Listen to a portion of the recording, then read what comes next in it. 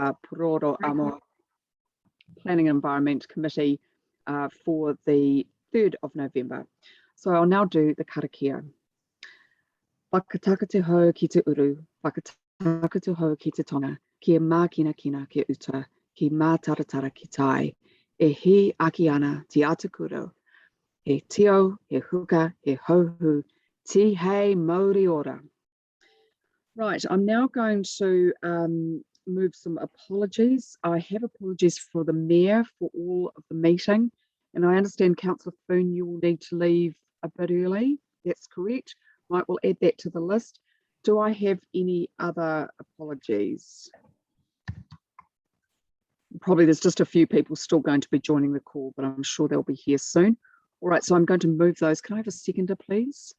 Thank you, Councillor Matthews. If you could all vote now. Thank you. I'm a yes. Sorry, I'm just trying to Thank you. I know it's tricky between different screens. I'm between screens. Yes. Just waiting on Councillor Fitzsimons. That's carried unanimously. Thank you. Now, conflict of interest declarations. Does anyone have any?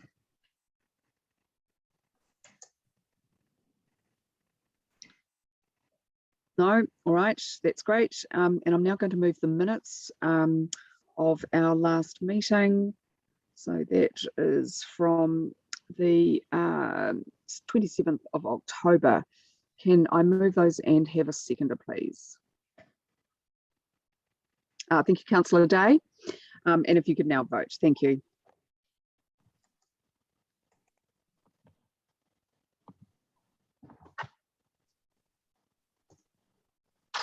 Voting on Councillor Rush.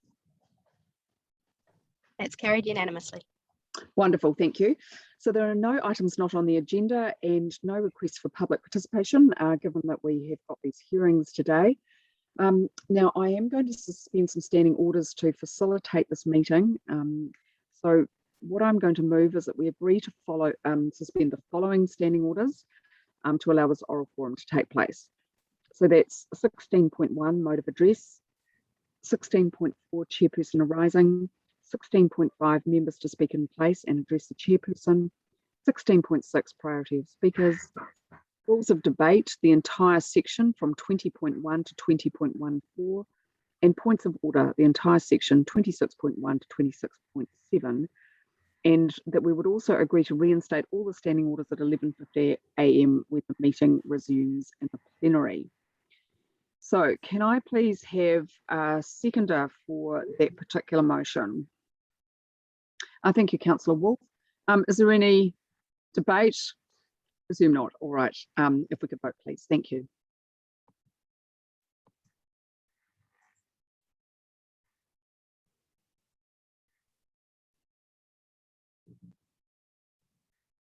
It's carried unanimously. Wonderful. Right, we are now on to our general business, which is absolutely fantastic. So I think maybe Ms. Mueller, if I can just get you just to make sure that people understand what they're going to do now and just which councillor is in which room. If you could just repeat that just in case people haven't had a chance to read the email. Yes. So the councillors that should remain in this meeting room are councillors Pennant, O'Neill, Condy, Fitzsimons and Wolf. All other councillors will have another meeting link in their calendars or in the run sheet that I sent out last night. So if you could leave this meeting room and join the other meeting link instead, that would be great. Fantastic. We'll need to come back at about 11:50 when the meeting resumes in the plenary. Eddie, I'm sorry to be a real nuisance, but could you send the run sheet again so that it's right at the top of my emails? Yes, I'll send that right Thank you. now. Lovely. And then the public participants are obviously in the right rooms at the moment, Ms. Mueller. Yes, so all of the public participants have the right links for their meetings. They've all each only got one link. Okay. Wonderful. All right. Okay. Well, it's looking like we're in the this process is going very smoothly.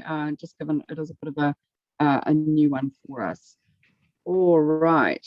Okay. So I'll just do. Okay, so Look, an incredibly warm welcome to you all. Councillor Rush, do you have a question around process? Oh no, sorry, he was saying goodbye. Right, look, to the public, thank you so much for coming along and giving up your precious time. What I would just like to suggest now is that we just have a round of introductions, and then we can just get on with people having their turn to speak, and then the chance for discussion.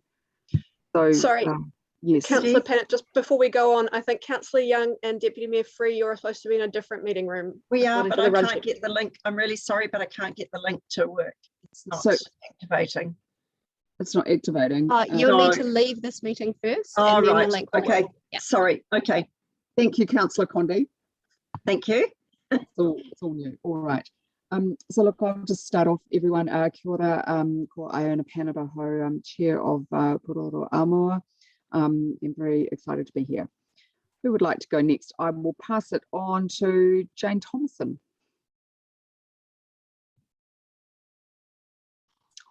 We can't hear you. No, I had to unmute myself. Hi, I'm Jane Thomason. I have put a submission in as a individual, as a concerned resident of Taitai, and also as Commodore of Evans Bay Yacht Club. I would note that Evans Bay Yacht Club has put a separate submission in, which is why my submission is an individual one. But I very much have the concerns of the yacht club top and front of mind. Thank you. Thank you. Paul. Yes, I'm also a member of Evans Bay Yacht Club, although I don't hold any official positions within the club. And I'm an individual respondent to this. I'm a resident of Northland in Wellington, and yeah, that's where I'm coming from. Wonderful. And Celeste. Celeste, you're our youngest participant today, potentially. Are you please? No, just who you are and why you're submitting. Speak up. My name is Celeste, and I'm submitting because I think this would be a great improvement. Thank you. And Andrew, did you just want to introduce yourself too? Yeah. So I'm Andrew Bartlett. We live on Miramar, and so we're submitting as individuals because this is an area of Wellington we go past fairly often, and so we're submitting as an individual. Thank you. Chris, welcome. Kia ora tātou, everyone, and thank you, Councillor Fitzsimmons. I'm Chris Ford. I'm from Disabled Persons Assembly. I'm the acting Wellington Kaitui Tui. Also, just please note, I do have to leave at 10 a.m. for another online meeting, so I will be only here a short time, Councillor. Of course, thank you, Chris, and so we could maybe hear from you first, if you've got that time limitation. Kia, welcome to you too. Kia ora, I'm Kia Lipiat. I'm submitting as an individual. I had hoped also to only have to attend for like 20 minutes or something. Just depends how it goes, but yeah. It's absolutely fine, thank you. And Ken. Kia ora toto. I'm an individual. I'm a cycle commuter, but I don't use that particular route that often, but I do cycle to the yacht club where I'm a member and participate nearly every Saturday. Thank you, that's wonderful. And then my much valued councillor colleagues, Councillor Wolf and then Councillor O'Neill, start off. Yes, hi, I'm Simon Wolf from Whārangi, Onslow Western Ward. Yeah, just to introduce, yeah, Terry, you go. Kia ora, my name's Councillor Terry O'Neill. I'm a councillor for the eastern suburbs and I live on Coupe Street, which is just about, well, give or take, 300 metres from the cycleway that we are going to be talking about today. Thank you. Councillor Condi and Councillor Fitzsimmons. Kia ora, I'm Jenny Condi. I'm from Takapū, Northern Ward. I live in Tawa, and just looking forward to hearing what you all have to say today. Tēnā koe, Fleur Fitzsimmons, councillor for the Paikawakawa Southern Ward. Thank you. And then Heidi, Hilary and Daniel. Hi everyone, I'm Heidi. I work in Democracy Services, so I'll be taking the minutes of this meeting. Hilary and Daniel. Kia ora. So I'm Hilary Fowler. I am the project manager for this project. Hi, I'm Daniel Kencross. I'm the acting team leader for the development project team. Fantastic. Thank you. All right. So if it's okay with the group, if maybe Chris and then Keir could start off with just given you've got some time constraints, it would be useful to start off with you. Thank you, Councillor Pennant. I just wish to just summarise what our issues are, and then we can delve into any other further issues as we progress in the conversation. So just to begin with, we essentially were pleased to see that the Evans Bay project designs provide for accessible and inclusive features, which include separate parallel cycleways and walkways with appropriate safety dividers, wheelchair and mobility aid user-friendly ramps, accessible viewing areas, as well as mobility parking and seating arrangements. However, we also made a number of recommendations, which include that seating being placed at strategic points along the pedestrian access corridor be comprised of varying heights, either higher or lower, and should include armrests. That we also recommended that the pedestrian crossings on the Greater Point to Common Drive stretch contain smooth crossing bays for wheelchair and mobility aid users and good lighting, as well as the placement of tactile indicators for blind and visually impaired people. We also recommended that in respect of the parallel walkways and cycleways, that there be clear tactile strips and signage indicating where the cycleway and walkways begin and end for safety reasons. We also recommend that to further enhance safety at the Greater Point pedestrian crossing, and while recognising that a routes crossing would be good from a safety perspective, that audio controlled crossings also be investigated as an option. Recommendation 5, we make in respect of the walkways and cycleways that there be a significant buffer gap created to separate cyclists from walking and wheeling pedestrians. We recommended as well that the concerns of people around the loss of parking spaces in Taitai be considered. In saying this, we understand that some car parks will need to be removed to make way for the pedestrian pathway. And in this regard, we fundamentally believe that walking and cycling should be encouraged over individual car use. However, we would welcome the creation of a dedicated parking scheme serving the residents of Taitai in the areas around the marina. We also recommended that there be more mobility parking spaces, particularly around the marina, Cog Park and Greater Point areas. We recommended on the Āmua Kaikuru Point Birmingham stretch that there be stepped access out to the rocks, and that this be complemented by a ramped access which would lead up to a viewing platform, which would be particularly useful for people with mobility impairments. And we also made recommendations around the need for accessible water fountains, drinking fountains.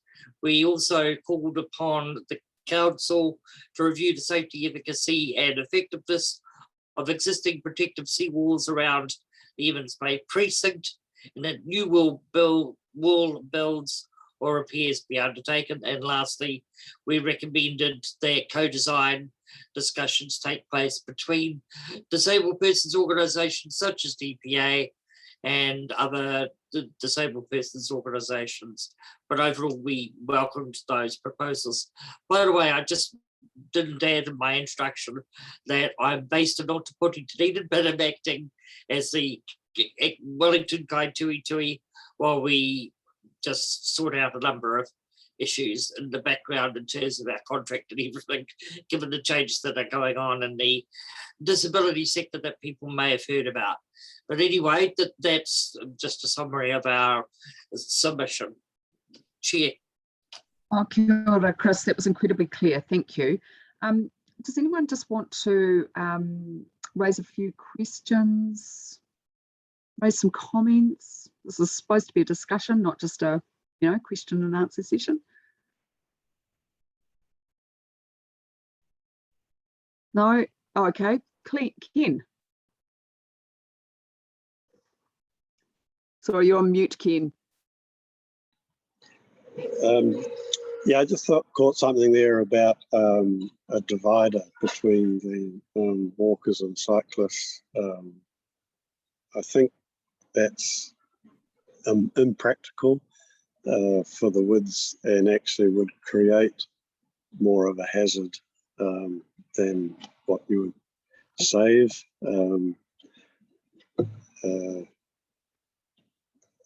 Yeah, it's just, I think I caught that correctly. Yeah, I know a number of the cycling groups have mentioned about divider things as well from a cycling perspective, and I certainly have noticed a lot less accidental crossover in the areas around Evans Bay where it's got a really nice, beautiful divider. Now, I know the space is really tricky, but it has the difference between around Evans Bay, around Cobden Drive, where there's a really clear divider, versus the bits up at Point Jerringham in terms of crossover between the two paths is quite stark. And I think that really echoes Chris's point that there's no, if you're just moving, you don't necessarily notice which surface you're on, particularly if you can't see, but even if you can, just drifting across is really easy unless there's something in between. Ken, did you want to say anything more to that on that point? Yeah, I think the particular area that I'm talking about is the current cycleway around towards Taitai. That has no dividers. It's nice and wide, and everything seems to flow. And the area that we're talking about, that piece from Greta Point through to the corner at Evans Bay, there's just not the space to separate such as along Cobden Drive.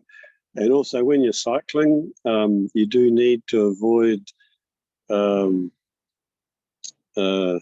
kids and dogs and people, and they don't always stay in their right place. And so having some sort of barrier is actually quite dangerous.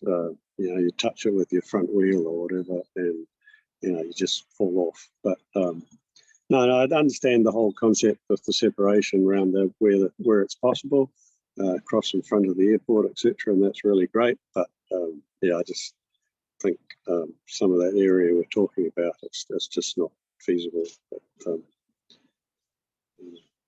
okay, well, thank you. No, that's a useful point. All useful points. Can I add to that, please? Of course, Jane. Yeah.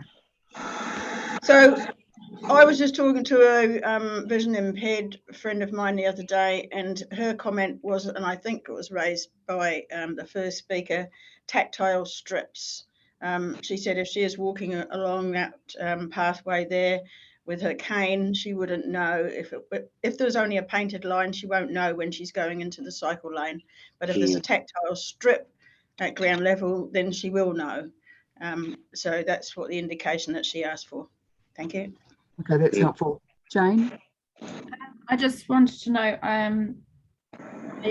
while I acknowledge the accessibility issues in terms of the actual proposed cycleway, we had other accessibility issues that I will talk to when I get my chance. But I don't know that, Chris, you've addressed all the accessibility issues. Yes, thank you for that. It's great to have that acknowledgement. And by the way, too, given that I live in Dunedin, but I do travel to Wellington quite a bit. Not at the moment, obviously, due to COVID restrictions.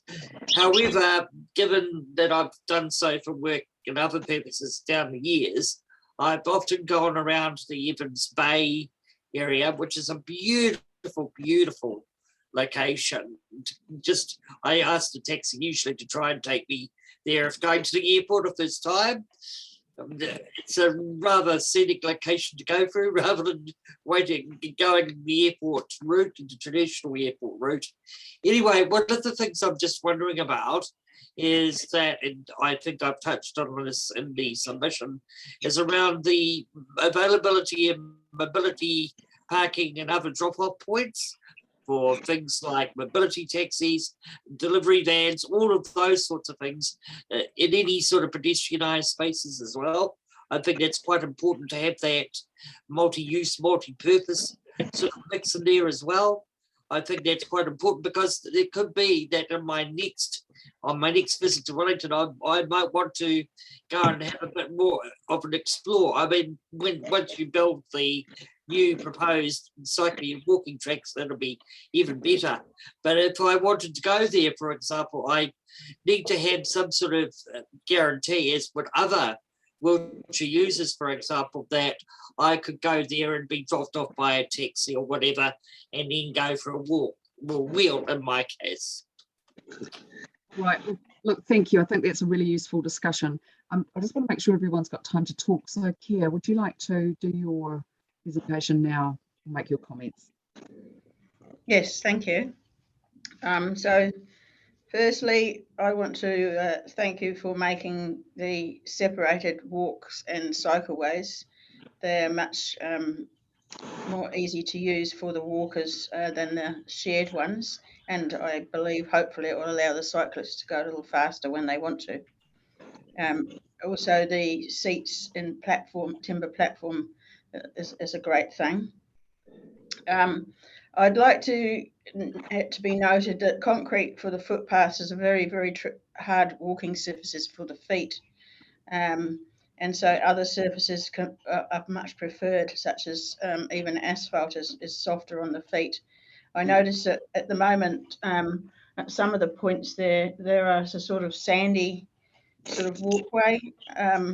I'd hate to see that dug up and replaced with a concrete walkway. I've mentioned the painted line between the cycle and walkway, I think should be tactile. The other thing is the removal of bus stops. Personally, I'm very against this. I come along that direction when I'm going to work, sometimes just for the fact that it's a nicer route than going through the number 2. I live in Kilburnie, by the way. But with bus stops, the reason I'm against removing bus stops is that at the moment we want people to use the buses, and although it might not seem very far between a bus stop to someone looking on a map or to an able-bodied person, adult person, I see that for instance, one of the ones being taken out is opposite one of the parks, and if I was to go there with young children, that would be lovely for me. I could hop off and go straight across to one of the little parkways, but that one's going to be removed. And so to facilitate people using buses, I think bus stops and multiple ones are very important. And maybe later on, when people are a lot more used to using buses, you might be able to make a longer distance between them. But personally, I think it's very actually important to have plenty of bus stops so that people can go to a local one, they can get off where they need to be, go to the places they want to be to do things.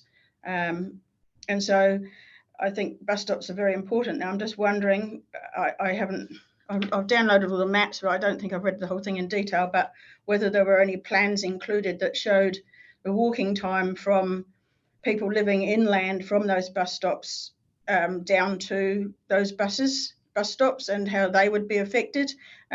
Probably the walking up the hill time as well, that's quite significant.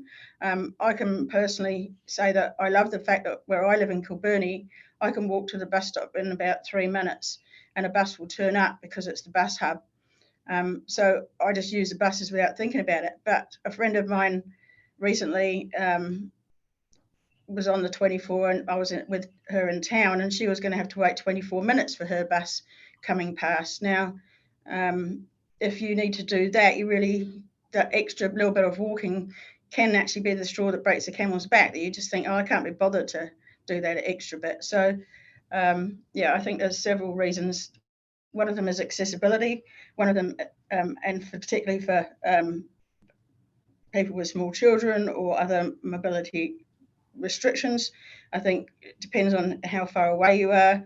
And if we wanted to improve the bus service, the way to do that is to put more buses on. The amount of time that you're going to save by taking out a couple of bus stops here, I believe, is insignificant, because at off-peak times, the buses don't need to stop at every stop, and at on-peak times, the hold-up by the time they get towards Courtney Place is at least as significant as the time stopping for one or two more bus stops. Thank you.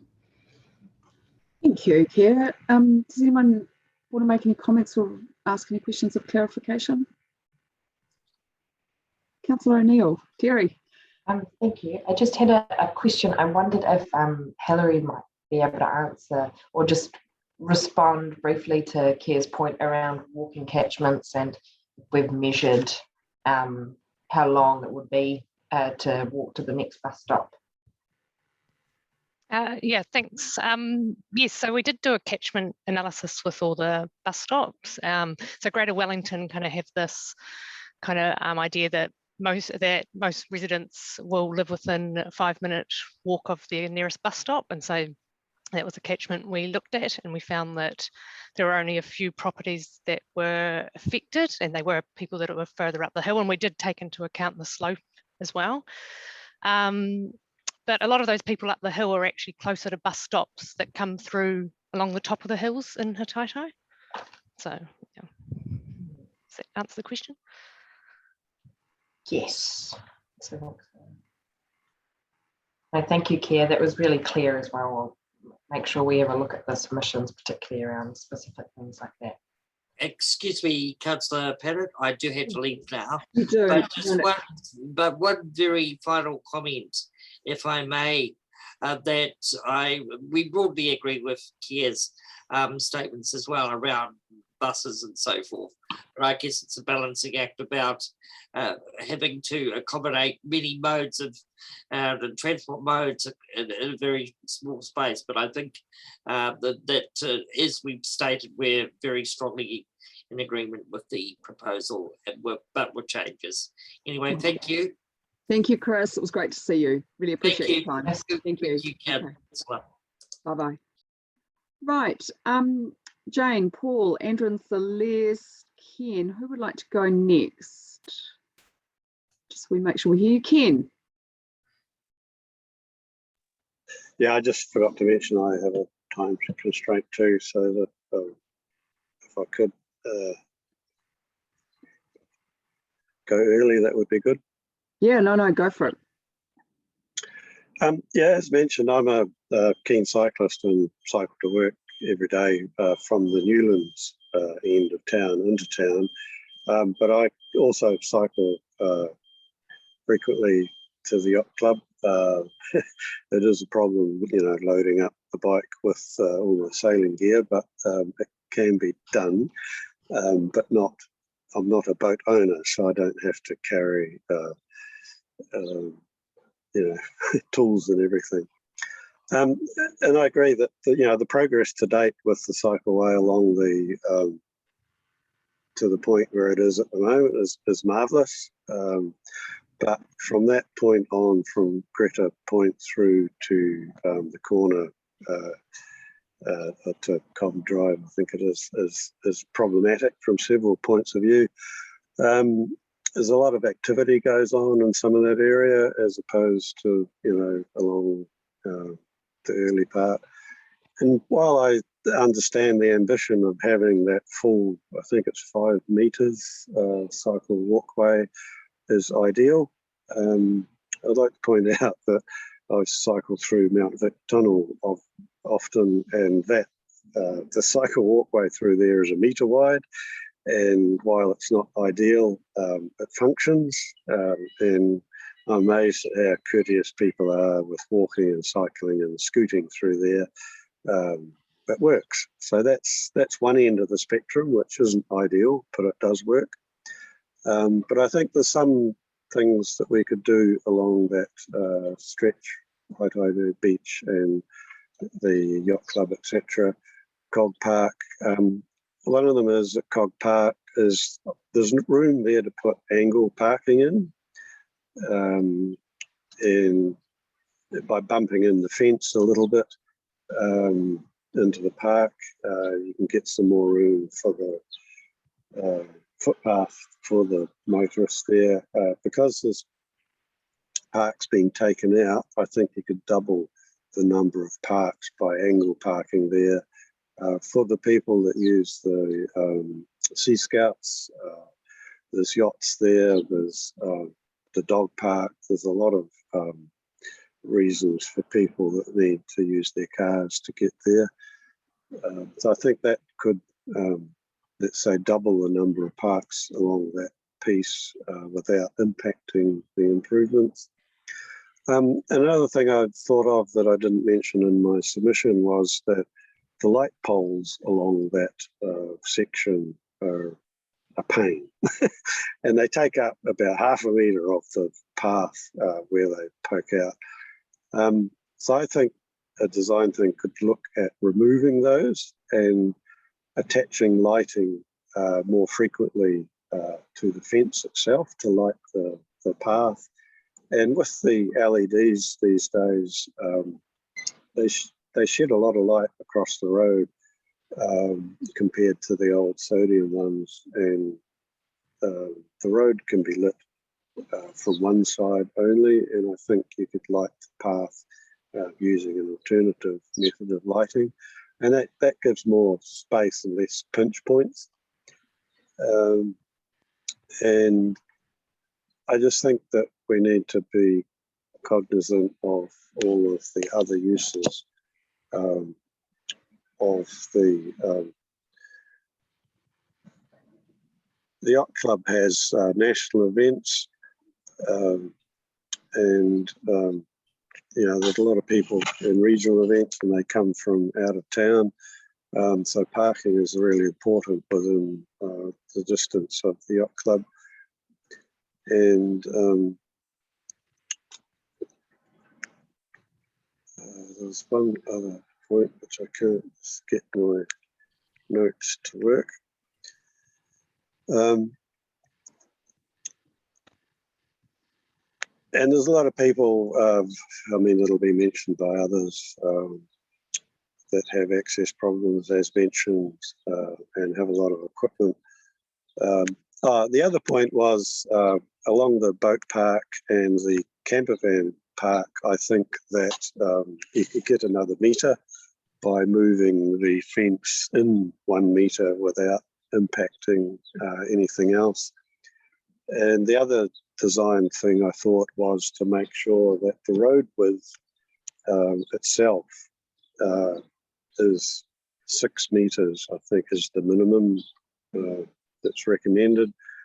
So because a lot of the places the road width is actually a lot wider than that. I paced it out and it was like 14 metres across at some points.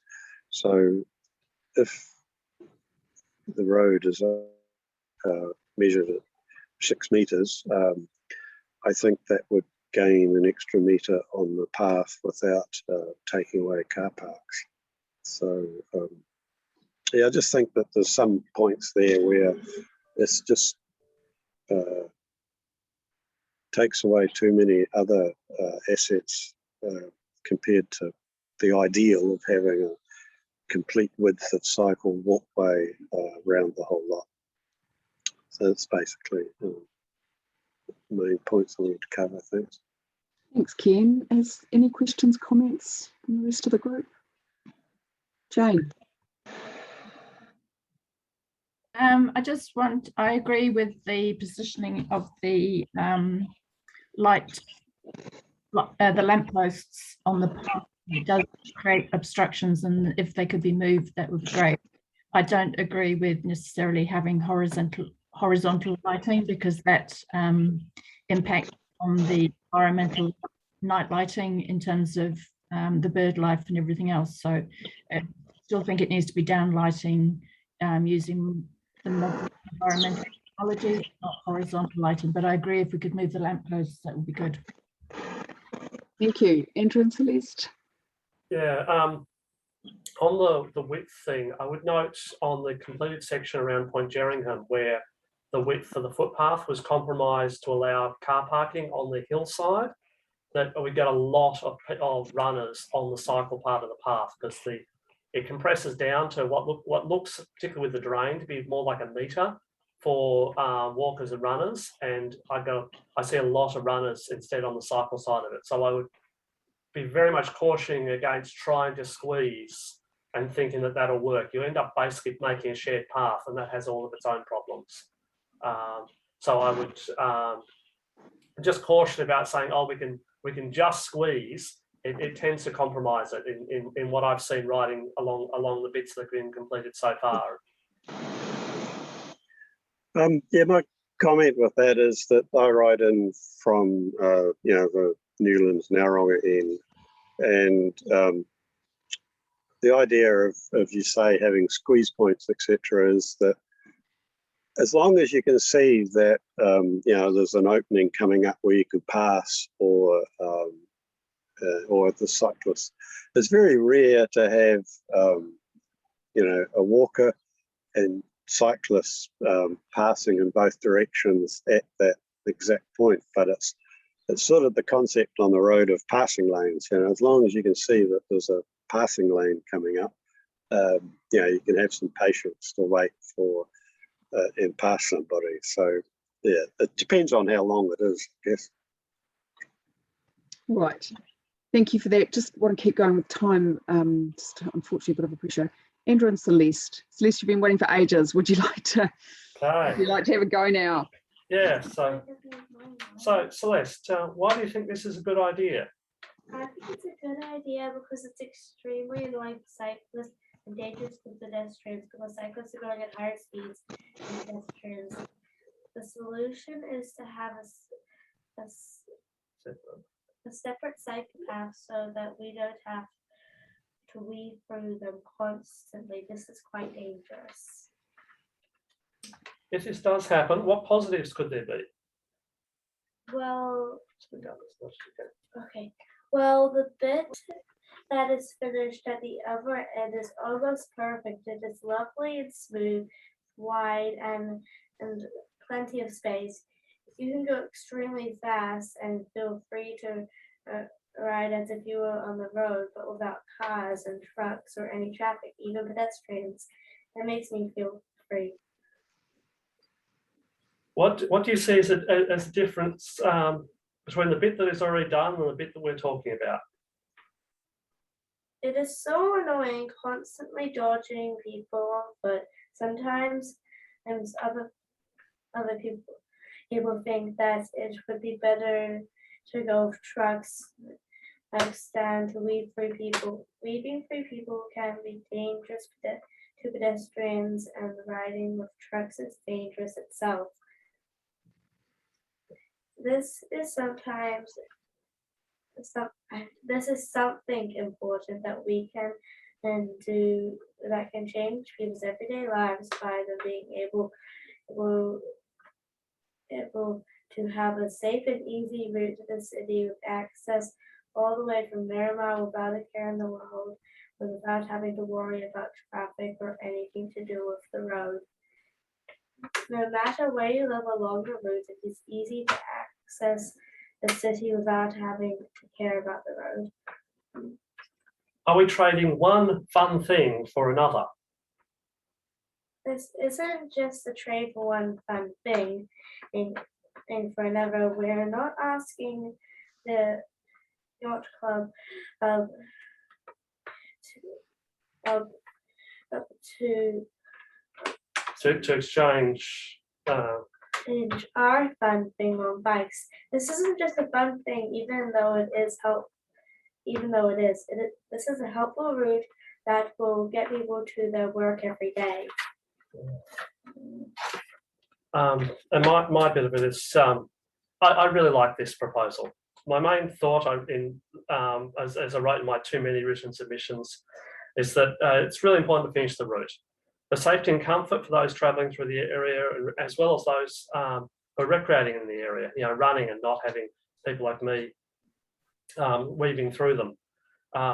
Once the silly switch over and back on the north is finished, and with connections from Miramar improving, I expect we'll continue to see an increase in use and quite possibly the less confident or simply road avoiding cyclists like myself. I won't ride on the road if I've got another option. They'll in turn make this tight shared cycling footpath quite miserable to those running, even those trying to walk to Sea Scout Hall.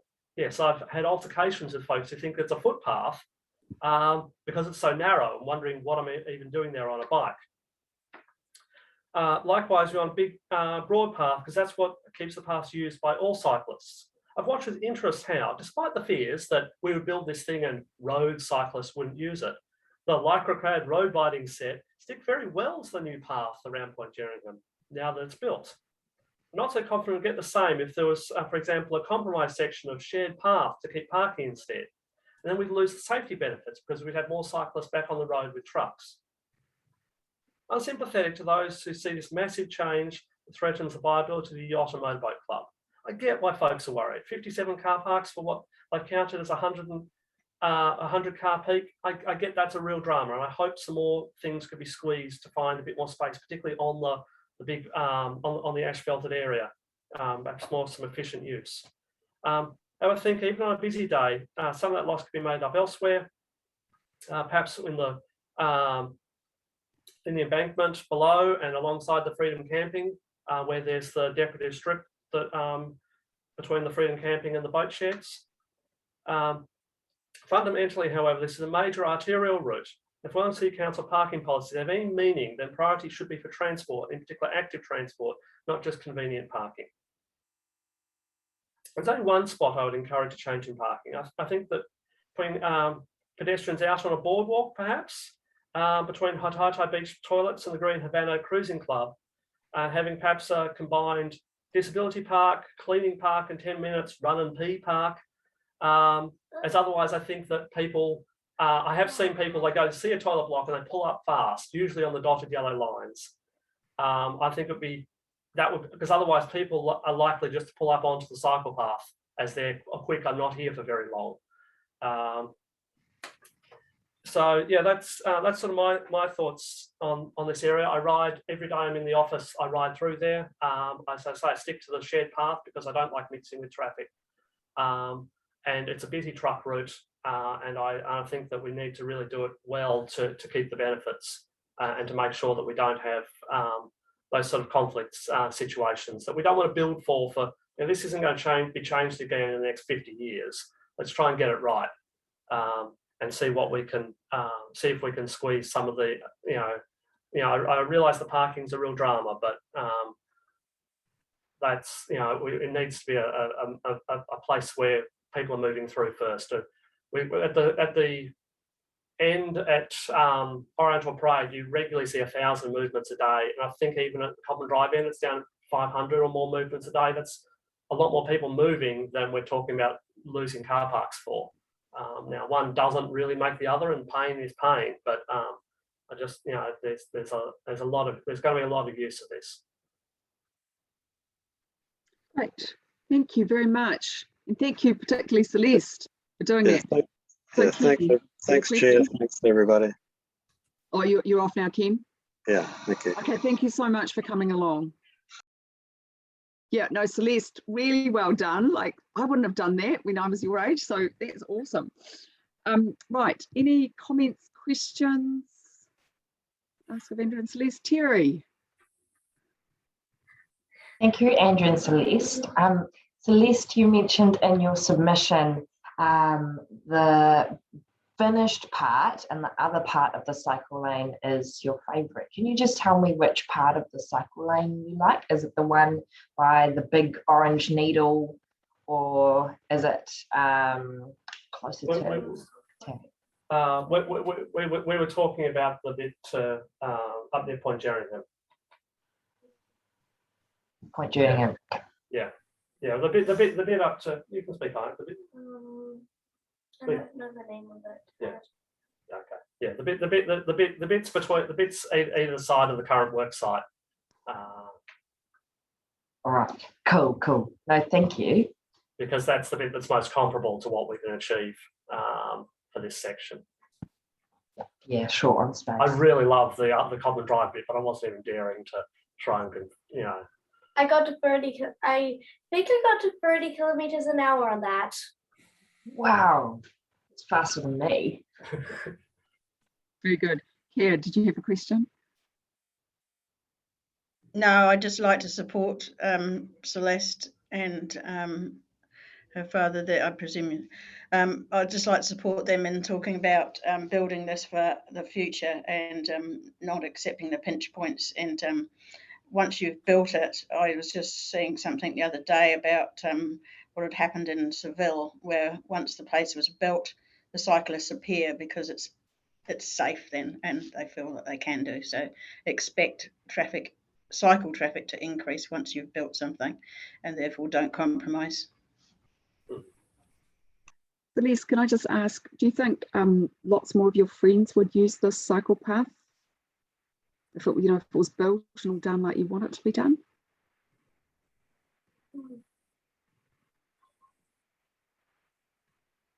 Well, to be true, my school isn't exactly on this route, so I'm not sure. But I'm sure a lot more adults would use it because it's on its way to the city.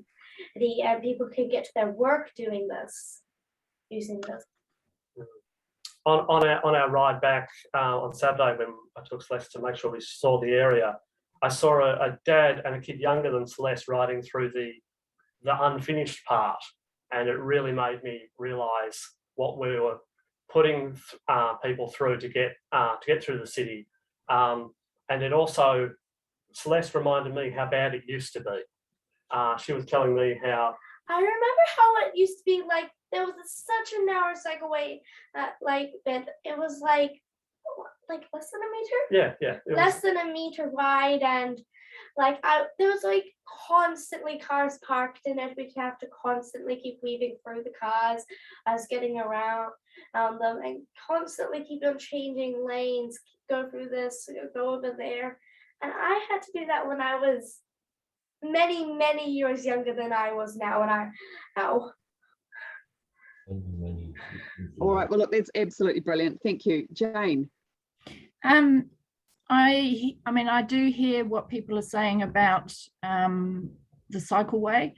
And I'll talk to it with my submission as well, but just to note that at improving the Cycleway at the detriment of parking is severely compromising other activities. And I would just like to note that what looks like a large parking area that the club occupies at the moment, and the marina and the public ramp, that is not parking. It is used for our activities, and there is no parking when there are major activities going on. So I can totally understand why people think there's already a lot of parking off street. There isn't. Okay. All right, well, Jane, actually that is a nice segue. I don't want to limit your time. Do you want to do your presentation, and then Paul, not last but not least, for yours? Sure, and I'll just turn the hand off. So yes, as I've said, I am the Commodore of Evans Bay Yacht Club, and I am also a cyclist. Unlike Ken, I don't feel able to cycle to the club with all my gear. I have a very big bag of gear because I need wetsuits, helmets, life jackets, change of clothes, and all the rest of it. I think the thing that I would like to point out is, Wellington City Council's recreational strategy talks about ensuring activities are easily accessible, affordable, and available year-round. To be accessible, and we are actually working with another part of the council on the Evans Bay precinct and what that might look like in the future, and how things might fit in and how we cater for the demand. Through those exercises, we're already identifying that there isn't enough space, let alone for any more parking. And I don't, my concern is that with people who do want to use the yacht club, and I would also note that the yacht club isn't just a yacht club. The yacht club is a community hub. We have set up facilities, and we've made them accessible to a wide range of other groups. So including kayak clubs, the Waka Āmua, Sailability, which is sailing for the disabled. We have, so there's a lot of other activities. It's no longer just a yacht club. It is a community hub that allows over 1,000 people to use and access the water and enjoy the water, which is, as we've all noted, a jewel in the Wellington's crown. So to say that we don't need parking and to remove all the parking pretty much from Cobham Drive to north of Evans Bay Yacht Club means that we will lose accessibility to our activities, because we have to have cars. Quite a few people keep their boats at home, not everybody, and it's not possible to keep boats at home, but quite a few people do keep smaller boats at home and kayaks and things at home. You cannot bring those down to the yacht club on a bus, a bicycle, or walk them down. You have to have a car to bring them down. There is no parking when there are activities, because we're using the areas that look like parking as rigging areas. So the only place for us to park once we have dropped off our gear is on the road. If you take away that parking, you are going to limit the activities of the club, and you only need to look at Heratonga Boating Club in Petone Foreshore, where they have had their parking removed, to see the detriment to that club. They can no longer run Wellington yachting events because there is no parking, no rigging area, no nothing. They can no longer run national events, and they're really struggling. We don't want to be in the same situation as them. So while, you know, I can understand the need for sort of improvements to the cycle lane as it is at the moment. You know, the pathway is not the best you know, in the best condition, even now as a shared pathway. But to do that at the detriment of the parking, which will limit the accessibility to a whole heap of water activities, which I understand the council supports. In terms of the conversations we've been having with the council about the precinct, it's recognised that Evans Bay precinct is the only precinct left in Wellington that will enable growth of sailing activities across the country. So if you take away the parking, you take away accessibility to that, you're completely going against your recreational strategy.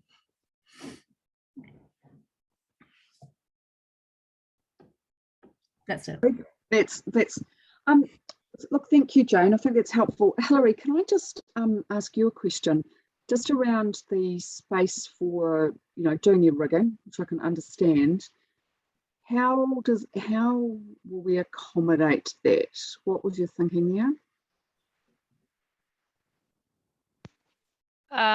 Space for doing the rigging. Look, I'm not sure, but I have, so Ryan Latham, who's the general manager of the yacht club, has come and spoken to me, and we have, and I think he's presenting later on in the next session.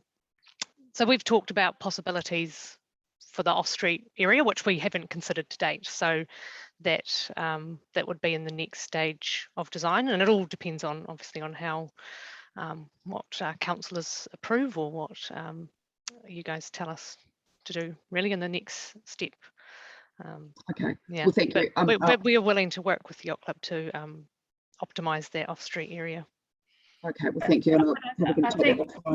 I think the other point I would note is, if you have, there are a number of occasions where there's big events going on in Kilbirnie Park. We will come down to the yacht club.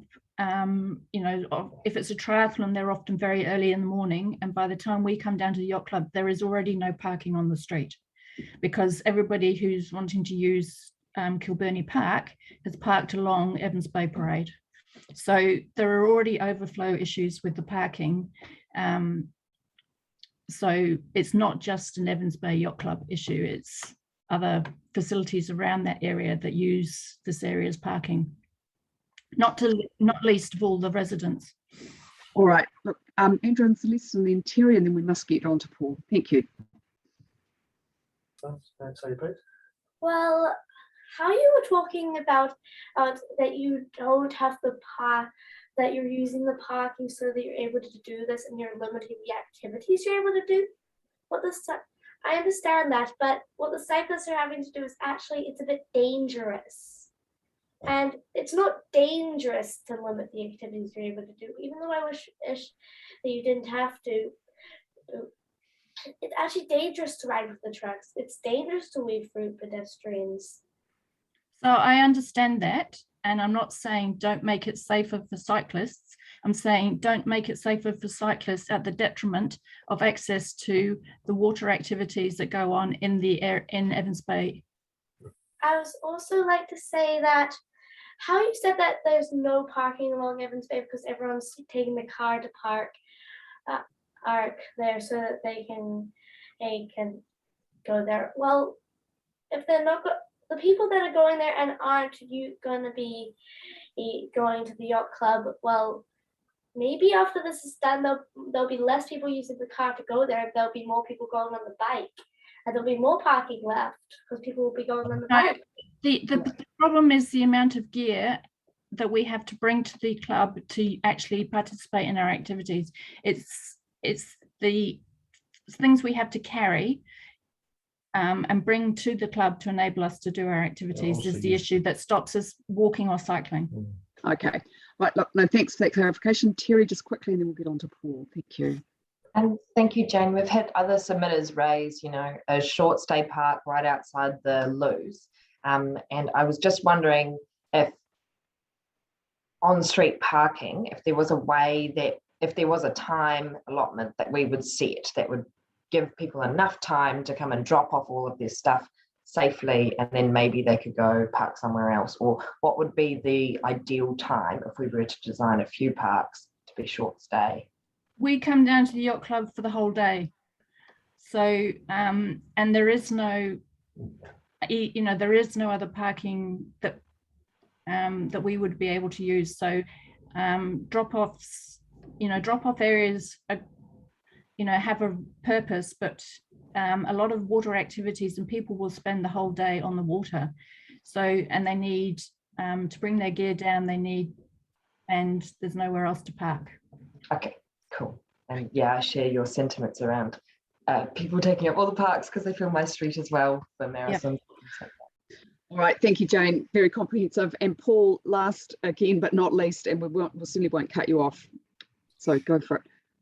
Yes, thank you. Of course, I'm here to support the Evans Bay Yacht Club and emphasise the importance of parking to the club. I do think that that this has probably been underestimated. I mean, I believe that there was some kind of survey done about how much parking is used, and that was done on the 5th of December last year, which happened to be, although it was observed that it was a sunny day, in fact, it was also blowing a gale. Now, when it's blowing a gale, we don't go down to the yacht club because we don't go sailing. So you do need to be aware that it's the peaks that we're particularly concerned about, because the whole highlight of the yacht club is really the race days, and it's those race days when we're all down there, and that's when we have a huge need for parking. And if you go down to this area on a yacht on a race day, on a fine day when the boats are out, and when Wellington's at its best, you'll find that the parking around the club is chock-a-block. It's hard to find anywhere to park, and so we really do need that. One of the great things about Wellington is the sailing. One of the great things about New Zealand is sailing. It's one of all the places in the world. It's one of the things that we do best. We do rugby and we do sailing. It's what we're best at in the world. And the reason for that is because we're inclusive. It isn't a rich man's sport. It's a sport for everyone. It's a sport for every man, and we can all do it. But we do need to have that access, and it's the access that is that makes it work for us. If you take away the car parking, we won't have that access. It's going to be a lot more difficult. So the people who will have access to it are going to be the people who can afford the taxis and other resources. It's going to put barriers to the entry to our sport, the sport that we love, a sport that's really quite crucial to New Zealand. So that's why it's so important that we make this club, because this is probably and in many ways the premier sailing club in Wellington, in that it does give access to it's the most inclusive club. Let's put it that way. It's the most inclusive club because we do have so many different classes of sailing there. We have the sailability, we have dinghies, we have keelers, we have trailer yachts. There's sailing for everyone there. We have the juniors, we have the sailing academy. It's an inclusive club. Everyone's welcome, but it does require that we're able to get there, and the public transport, unfortunately, isn't sufficient for us to get there with all of our gear, especially not at the times when we need to, and because it's just peaks. You know, public transport, and our peaks are not at the times when public transport is peaking to get us there as well.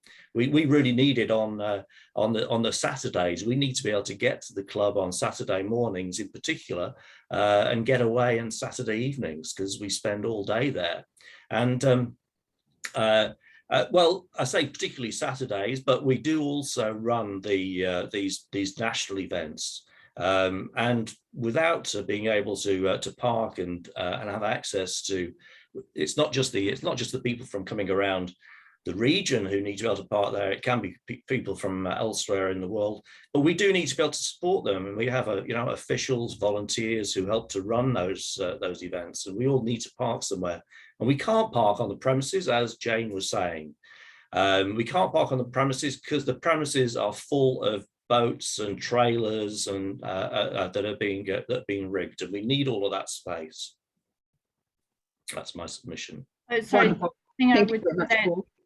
sorry, the other thing I would just add is that we do actually have a lot of members from out, quite a way away. We have members who come from as far as Otaki and Wairarapa, Pūroro and Lower Hutt.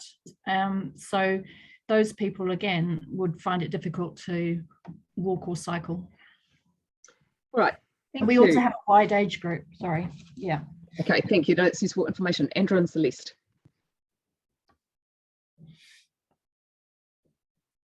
I'm trying to find the unmute button.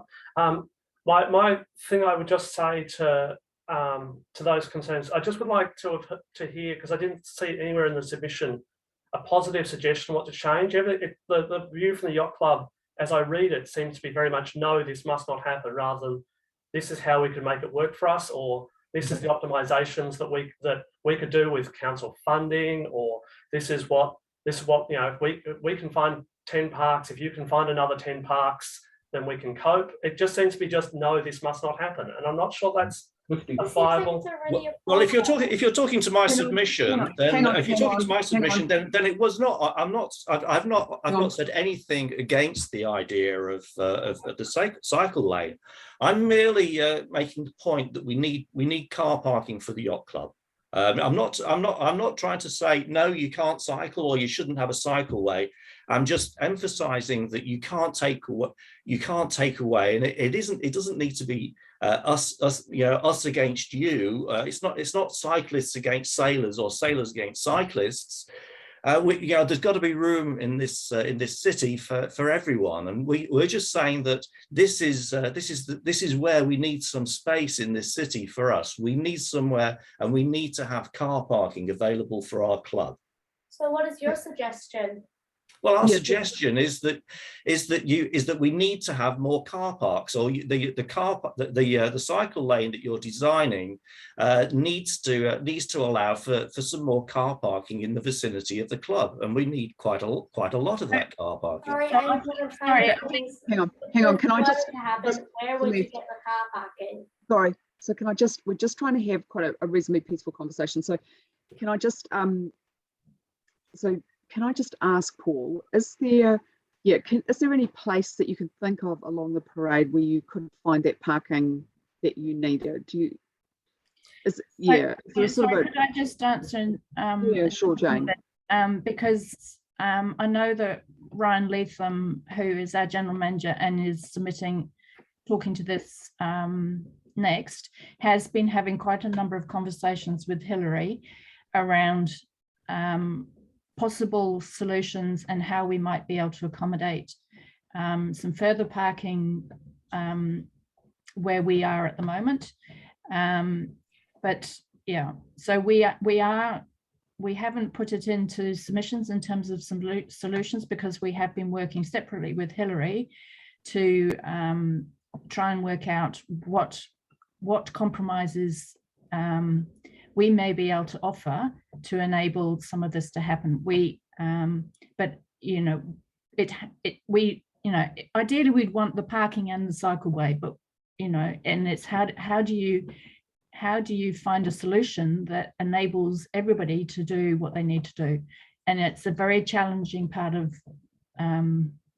the Evans Bay Parade. We understand that, but we all need to be catered for, not just one group. Okay, so I think that's a helpful answer, and certainly councillors can hear about that in the next session, because obviously we're all very interested in solutions. So look, I'm going to wrap it up now, just because councillors just need a little bit of a break before the next session. But I'd just like to thank you very sincerely for coming along and giving us your expertise and your ideas. It's been incredibly helpful, really helped inform my thinking. And so we certainly will be having some more conversations just about how to accommodate people while making it safe for cyclists. So kia ora to you. Thank you so much for coming along. Thank you. We'll be debating on the 24th of November. Thank you. Okay. Kia ora koutou. Kia ora koutou.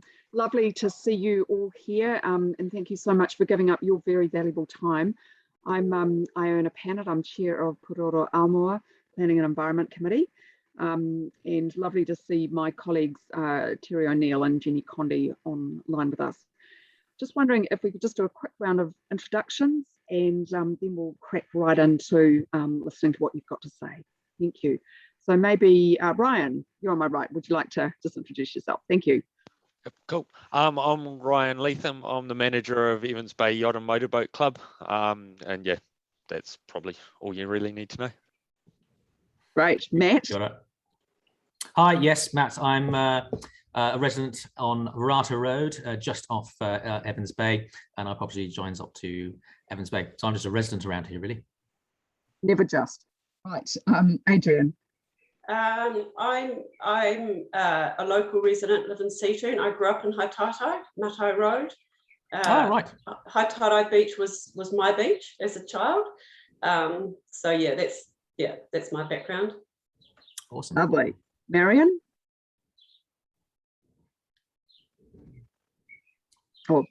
Marion, you're off at the moment.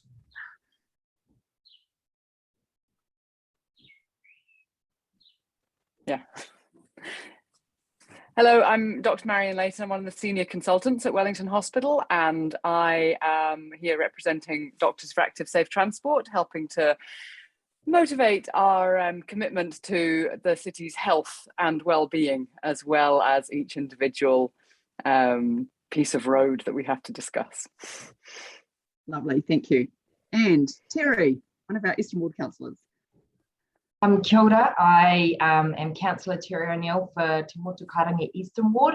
I too lived a little bit on Rata Road growing up, and at the moment I live on Coupe Street, which is probably about 1 kilometre away from the cycleway that we're talking about. Great. All right, Jenny. Kia ora, I'm Jenny Condi. I'm a councillor for Takapū Northern Ward. Kia ora. Kia ora. And Simon. Kia ora, I'm Simon Wolf, a councillor for Whārangi Onslow Western Ward. Thank you. And I should have said I'm Pukahino, so I'm interested particularly from the other end of Oriental Bay. Obviously that's part of my neighbourhood. Right, well look, who would like to go first? Is there any, oh apologies, sorry, Heidi, Hillary and Daniel, would you like to introduce yourself as well? Sorry about that. Kia ora koutou, I'm Heidi Mueller. I work in Democracy Services, so I'll be taking the minutes of this meeting. Kia ora, I'm Hillary Fowler. I'm the project manager for this project. Hi, I'm Daniel Cancross. I'm the acting team leader at the council. Cheers. Fabulous, thank you. Right, has anyone got time constraints and needs to leave? That actually was the issue the other session.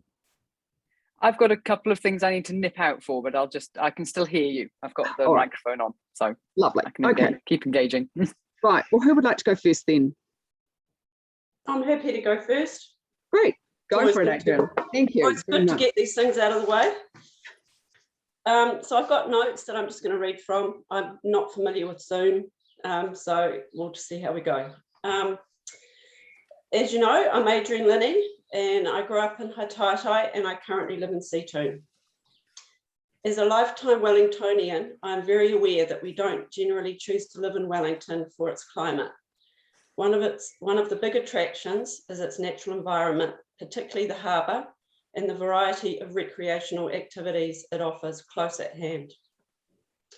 I object to the current design of the shared walkway Cycleway because the removal of an excessive amount of car parking will reduce access to the area for local recreational users who need to use a car for their chosen activity.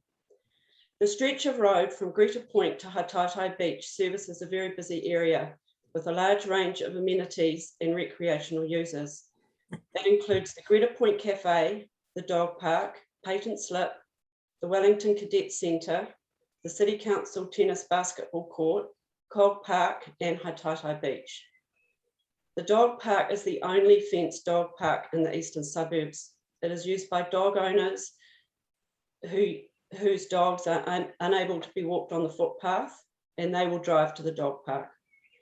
The facilities at the Wellington Cadet Centre have a capacity of 100 people and have been used in the past by the council for public meetings and have also been used as a polling booth in past elections.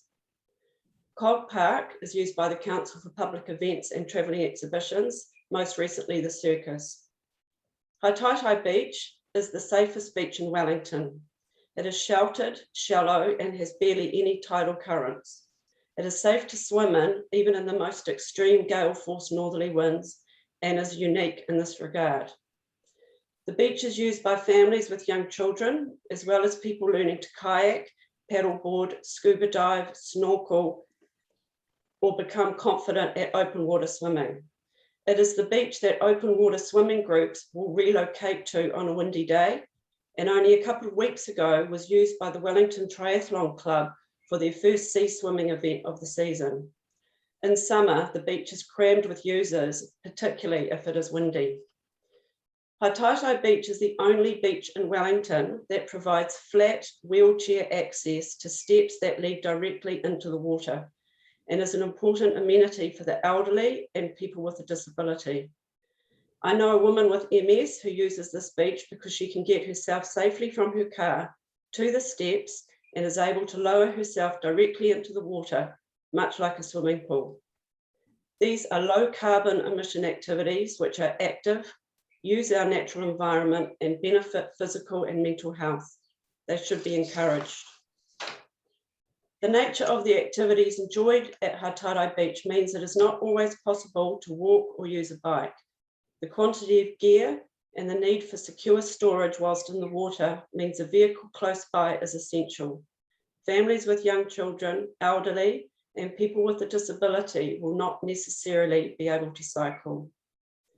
In the short distance from Greta Point to Taitai Beach, the Wellington City Council has 4 amenities that it has a responsibility to provide safe access to for all users.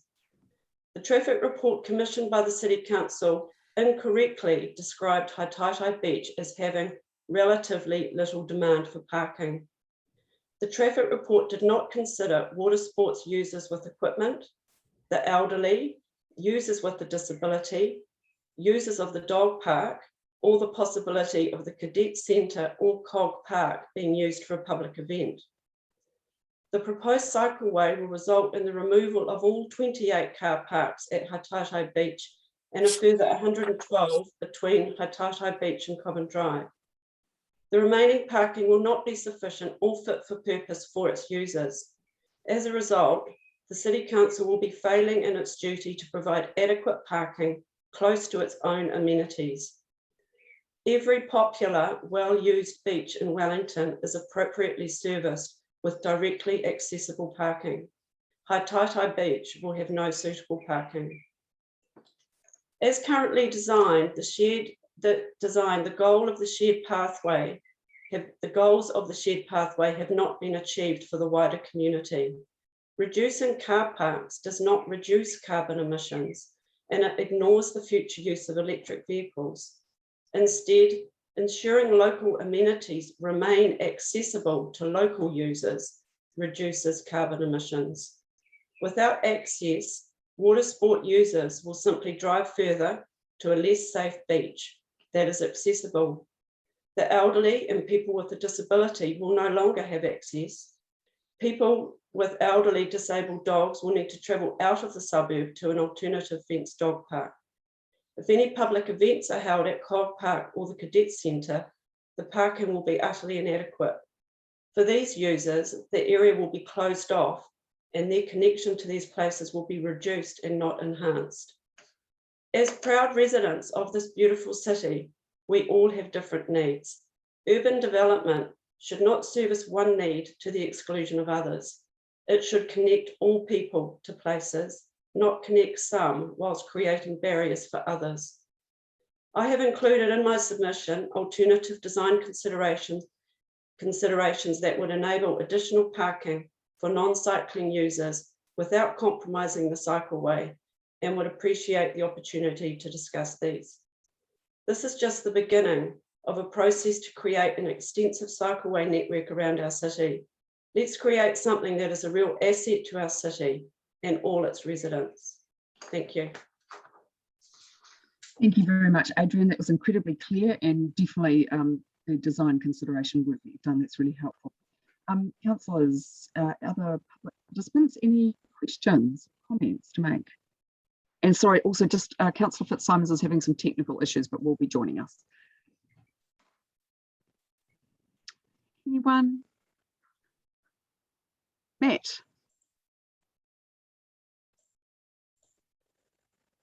Sorry, you're on mute. All right, oh, got you now. Good on you, good on you. Thanks. Yes, thanks for the presentation, Adrian. And I think there are a lot of concerns about parking around the place that really do need to be addressed.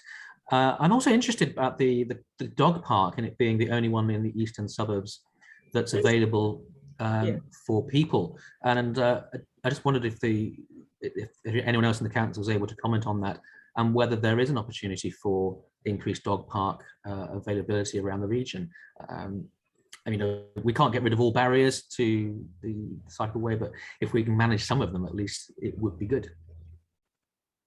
I do know, just as the councillor that held parks and the natural environment, that dog recreation spaces are something that is a strategic priority. So we've added a few more in the northern suburbs, and we're looking at a few more parks in the eastern suburbs, but they yet to be confirmed. But yeah, really good point, Adrian. Yeah, thank you, Adrian. Obviously, I've indicated I was a dog guardian. So yes, that's always something that we're mindful of. And in fact, actually the fencing, of course, as you'll probably know, was done by the community, and Alan Probert got in behind on that one. So there sometimes I think there's interesting opportunities for partnership. Yeah, I mean, there's a lot of, I think people think that people go to dog parks, walk to dog parks, to exercise their dog. But the reality is if you can exercise your dog by walking, you are most unlikely to go to a dog park. I have a dog that is disabled, and I drive my dog for exercise.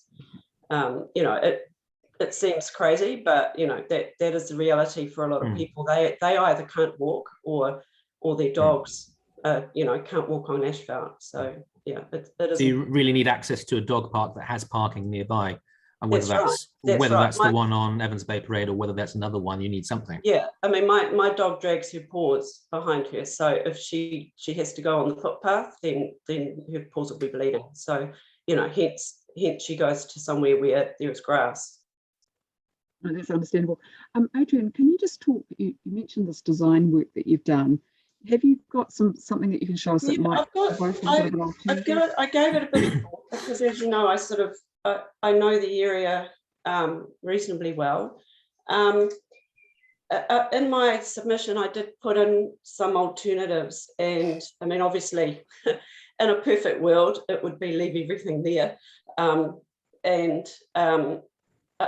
So I'm going to go. I'll go through them in order in terms of the reality, I suppose. But the first one was really just to leave the car parks there, but make the cycleway through that area a slow zone. So everyone is aware that it is a go slow zone and care needs to be taken. The other one was to convert the southern end of Cog Park into a car park. Cog Park is not isn't historical land, or it's not protected heritage land.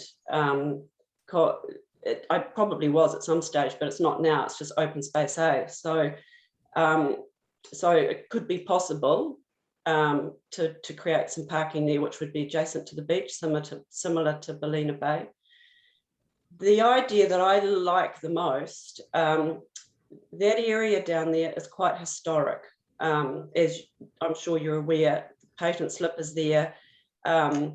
The area where the cadet centre is the old terminal for the teal flying boats. And if you walk around the back there, there's a little old part of the wharf, the jetty that was used for the teal boats.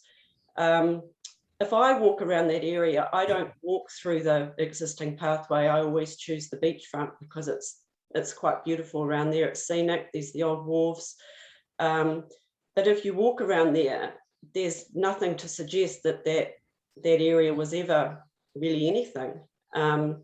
So my thoughts on it were that the cycleway could be routed, or part of it at least, routed around that waterfront, which I don't think would be a safety concern. It's pretty open. And beautify it, put signage up there to show what was there. And I don't know about Māori history in that area, but I know that there was quite a bit of activity around those hills. That area could actually be turned into quite a beautiful extension, of the waterfront that takes people around, shows them what was there as a linked patent slip, could have photographs, signage of the history of the area. And by doing that, you take the cycleway and the pathway away from the roadside, and then put some parking in where the existing pathway is that runs between the cadet centre and the corner there. There's a big wide pathway in there at the moment. That could be a drive-in, bay parking for vehicles. It's off the street, it's away from the traffic. It allows families to unload their gear, people with kayaks, dogs, and it uses the area. So that was my thought on it. And then I guess going from there, if that's not a goer,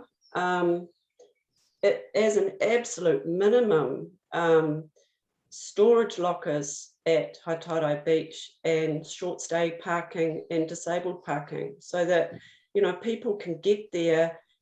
That the disabled and the elderly, they should be able to use that beach. That beach is like I said, it is the safest beach in Wellington. You cannot get into trouble in that beach. A couple of weeks ago, I saw a woman down there with her family. She was kneeling on a paddleboard. She was teaching her 3-year-old to kayak, and on the beach was her husband with her baby. And they were using that beach, on a windy day, but it was safe, family event. They wouldn't have been able to do that if they couldn't get themselves close to that beach. Well, thank you, Adrian, and I really appreciate you bringing some practical suggestions. So Hilary obviously will be taking close note of those, and it'll be good to discuss them. That's really awesome. I just want to make sure everyone's got enough time. So Ryan, I was just thinking it would be useful to hear from you, just as one of the facility holders in the area. Yep. Cool. So yeah, I mean, as a club, we're not against the cycleway. I mean, we see the cycleway as a great opportunity. We've got plans that we can tie into the cycleway to try and get more users down into the facility and that area. But our biggest concern is parking. And I mean, I've had multiple conversations with Hilary, and she's been fantastic working with her. But yeah, we're losing within 250 meters either side of the yacht club building itself. We're losing 110 car parks, which is absolutely massive. That's what I've just checked my notes. So that's 74% of the car parks in that area. And while you could say, well, that's 25% left, there's a whole lot of residents live along there as well that have got no off-street parking or have got multiple cars because they're flats or whatever. So our biggest concern is parking. I know that there was a survey done, and again, I've spoken to Hillary about this. The weekend that it was done, while it was a nice sunny weekend, it was really windy, and we actually cancelled our sailing early that day, so none of our participants came down to the club. And so yeah, so we did our own count of numbers in the last couple of weeks. I would say they're pretty conservative numbers again because of the whole impact of COVID. We haven't had a full-on sailing day in the period that we did the surveys because sort of we've been encouraging people to bring their boats from other places, which isn't practical in a long-term situation. A lot of people look at it and go, well, you've got plenty of on-site parking, which if you look at the document that I sent through, if you go to page 60 of the documents, it does look like there's a massive parking space out the front, but that's full of yachts and boats and guys preparing their gear to go on the water on a sailing day. So we actually block off vehicle access to there from both a health and safety perspective, because you've got kids running around down there and you don't want them run over with people backing cars and trailers. And also we need somewhere to actually prepare the boats before they go out. So we don't actually have off-street parking available on our activity days. When it is it's an activity at the club that doesn't involve the yachting, we do use that space and we make the most of that, which you would have seen in some of the photos. So that sort of brings me to the next thing, that we are more than just a yacht club. We've got just under 400 members of Evans Bay Yacht and Motorboat Club, but we've got 6 affiliate clubs that work out of the facility.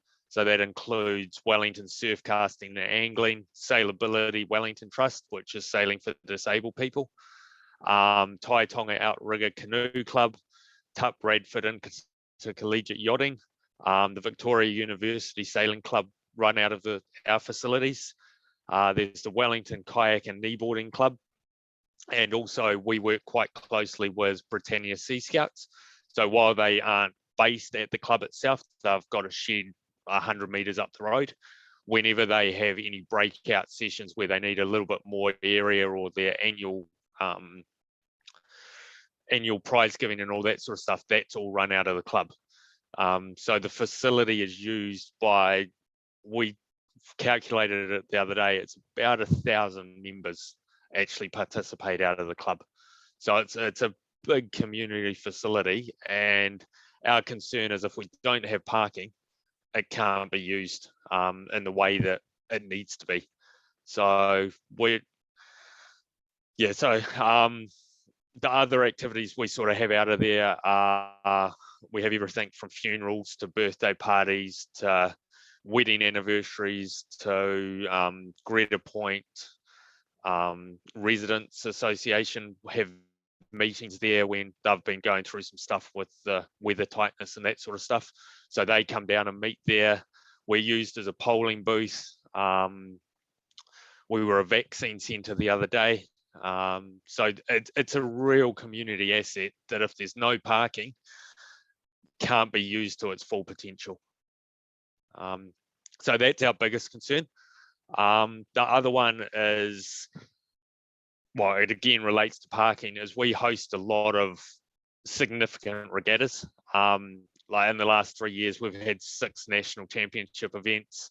We hold multiple North Island events and regional events. If there's no parking for visitors to come and bring their boats along, we make the most of the space on site to store boats and allow them to drop them off, but they still then have to park their car somewhere. I mean, we can't bring a boat along on the back of a bike or on the back of a bus. It's just not possible. The gear we need to drop off at the club needs to have a vehicle come along. I mean, I live in Miramar, and someone said to me, oh, well, you could go drop your boat off, take your car home, then bike back down, which sounds great at the first instance, but then at the end of the day, I've got to do the opposite. So I've got to bike all the way back home, pick up my car, pick up my trailer, come back, pick up the boat, and then go home again. And it's just not practical. Because the other thing is, as I say, I'm a Miramar, so I'm nice and close, but a lot of our members come from all over Wellington. We've actually got guys that even live in Carterton and come over weekly for their sailing. And it's, yeah, so that's the biggest thing that we're concerned about is the parking. Thank you very much, Ryan. Terry, you've got a question?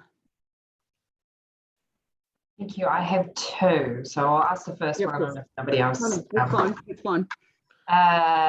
So thank you, Ryan. And we heard from a few of your members just in the last session as well. And one of the questions I had, I guess, is about, you know, it would be no surprise to you, we're in a climate crisis. And of course, you being a coastal community will be feeling the brunt of this. So I just wonder what kind of moves, because, you know, we would love to see more cycleways in the eastern suburbs because it will reduce our climate emissions. Like what's your thinking around, you know, the impact that this might have on your club long term if we don't invest in these kind of solutions? Yep. Well, we are the lowest lying point in Wellington. When we have a spring tide, that area out the front that I said looks like car parking is a lake. So it comes up through the drains and yeah, you can't use it.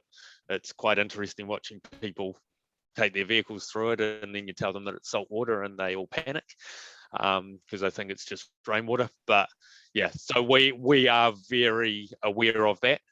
We're also working at the moment with a project with Park Sport and Rec about the whole marina precinct, and that has been taken into consideration in that bit. So I mean, ultimately, yes, climate change is going to affect it. And as we say, we're not against the cycleway and reducing emissions and that sort of thing. It's just that the gear that our members need to participate in their sport, it can't be brought down on public transport or on the back of a bike. Because I mean, the other thing is we do have a lot of boats stored there, but not everyone's is stored there. And I mean, our storage demand is well in excess of what we can provide. So if all of a sudden you see there's no parking at all, there's no way we would have enough storage for all our members to be able to do stuff. And worst case scenario would be that all of a sudden someone from Miramar has to go to somewhere like Plymouth or Eastbourne to do their activity, which means a whole lot more emissions from driving all the way out to Plymouth to, whereas they could be just driving around the corner sort of 3, 4, 5 minutes. So yeah. Thank you. I'll let Marion ask, or Dr. Marion ask the question before my. Just a couple of logistic questions for Ryan. So there is obviously extensive car parking down there. Yep. Do you own all of it, or does the council own the bit at the very south end? So the area is all council owned. We lease off the council. Our lease area, if you go to page 60, ends at the bottom of that arrow from zone 10.2. So everything below where those boats end up being parked, everything past that is council. We have no control over it at all. It was something I was meaning to mention before. I've got in my notes that, yeah, because a lot of people look at it and go, oh, that whole area is yours. You've got heaps of room, but we do cut off at that fence. And what is the problem with people parking in that area rather than on the street? So that area on a Saturday is absolutely chocker with boats with trailers for those that have both those that have storage in the trailer park, and also there's all the fishermen, there's a lot of fishermen store their boats at home, and they come down, launch their boat, the car and trailer park in there. There's also signs up in that car park saying that it's car and trailer park only, that individual cars aren't to park in there. Whether that's legally enforceable is up to the councillors to discuss, but okay. And have you or any of the other councillors or any of the councillors done a census on how much that car park is used at peak times and less peak times? I mean, I've heard you say that lots and lots of other groups use your facilities, which is excellent. But on the other hand, the times when it sounds like it's really full are not necessarily those times. So it sounds like it's actually a Saturday and event day problem, which happens once a week or however other often you have an event there, and whether there's a way that we can reconfigure or make that larger car park for event use only on days when you have events. I'm presuming that's not every week that you've got an event on. There may well be some other flexibility ways that we don't necessarily have to have all the overflow car parking back on the street. Yeah. Where we've then got problems of because we're trying to keep the streets for people moving along the streets, not obstructing them with cars. So, and we've got all of that car parking there. I suppose a challenge asking you, but challenging the council to how can we use that southern car park much more effectively for all the people or certainly for many of the people who currently use that street parking. Some people, like for instance, people with disabilities that Adrian talked about that maybe need to be right next to Taitai beach, that south end isn't going to be useful. But for many, many people, that short walk up to Taitai beach or to use the facilities at the yacht club is a really good car park. Yeah, and that's something that we've definitely discussed with Hillary. And as you say, it's a car park area that is very much used, and it has peak times. I mean, I'm in the office down at the club 7 days a week basically, but when you go down there during the sort of weekdays, you drive past and go, whoa, this is just an empty space. And I mean, we are starting to have discussions with the whole Marina Precinct redevelopment potentially, that maybe we could turn it into a park and ride type situation during the week, because it is an empty space during the week. So we're more than open to the place being used and utilized to its fullest. We just want to make sure that all the car parks don't disappear from the road and then all of a sudden we're told, oh, well, that's it, full stop. Parking. I mean, parking again and again comes up as the big issue in all of these discussions. And we do need somewhere for people to store their tool that is a car. So for people who have no other options, using a car, is really useful sometimes. But we need, big car parks like this seem a lot better as a use of space than using the streetscape, where we need so many other people need that bit of land to do what they need to do and to get around. Another question, which is just, this is probably a little bit, but just thinking, how can we use the space best? There's no marina just here, is there? All the people who store their boats on land in your car park, do they have to be on land? Is this a dry dock area? Or could there be some way of developing sea use? Oh, you're on mute again. Ryan, you're on mute. Sorry. That area where the boats are parked, where you can see in the satellite image, that's all trailer boats that they're not designed to stay in the water the whole time. Oh, okay. But if you do slide down to the next one, you'll see there's also a marina down in that southern corner. I knew there was a bit of marina down there. Yeah. And so that's what a lot of that car parking is tied up with, in that southern corner. And that's another group the council needs to discuss with. I don't want to agree to anything for them, because I'll get slapped over the wrist fairly hard. Okay. Look, thank you for answering those questions and having that discussion. I just want to keep moving on just so everyone does get a chance. It's Zong, is it? Sorry, yes, hello.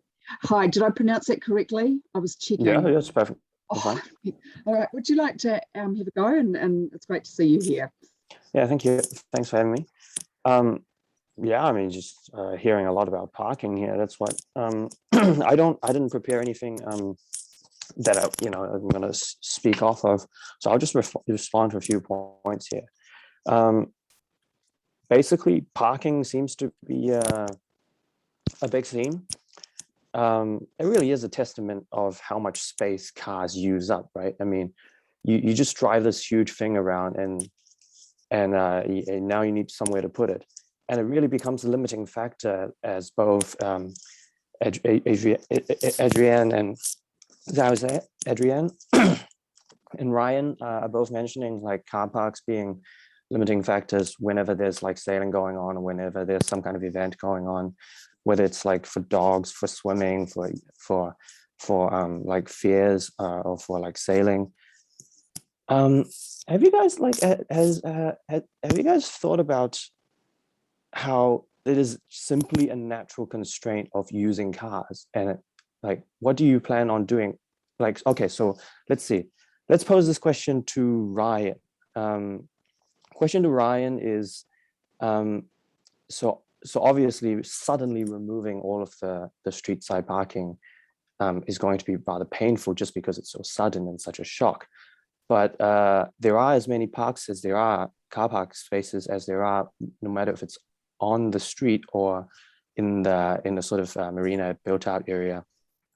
What is the plan, and what's the general strategy or policy when you do fill your spaces? Suppose you do fill all of the street side spaces that are currently there on a sailing day, and someone drives out and has a boat or whatever, and they want to participate. What is the general policy, and what do people do in those cases? I'd like to hear about that. So as I mentioned before, we have a policy that on site we don't have any road vehicles. We make it so that we can maximize the use of participants with their craft. So they come down, we have a drop-off zone where they can drop off their trailer and their boat, and then told to basically go and find a car park themselves. And whether that ends up down at Kilburnie Park or however far away it is, that's their responsibility. We make the most of the space for the activity.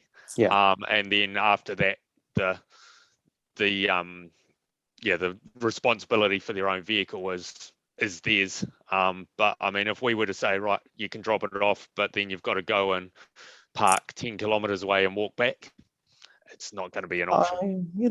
Yeah. I mean, you don't need to park too far away. I mean, the rest of town is just right there. Yeah. But anyway, okay.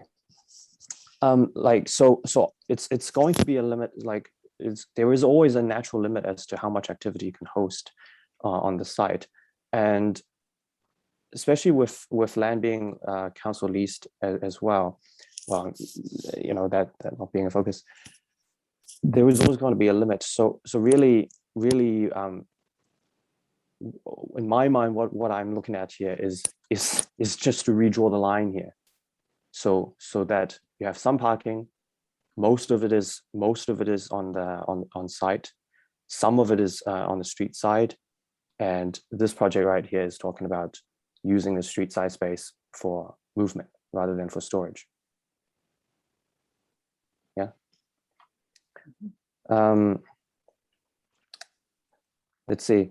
So, and I use the area mostly as a cyclist. I've been enjoying seeing the shared path, well, just Cycleway, shared path, or whatever you call it, around from Oriental Bay, around the Roseneath corner, all the way down south.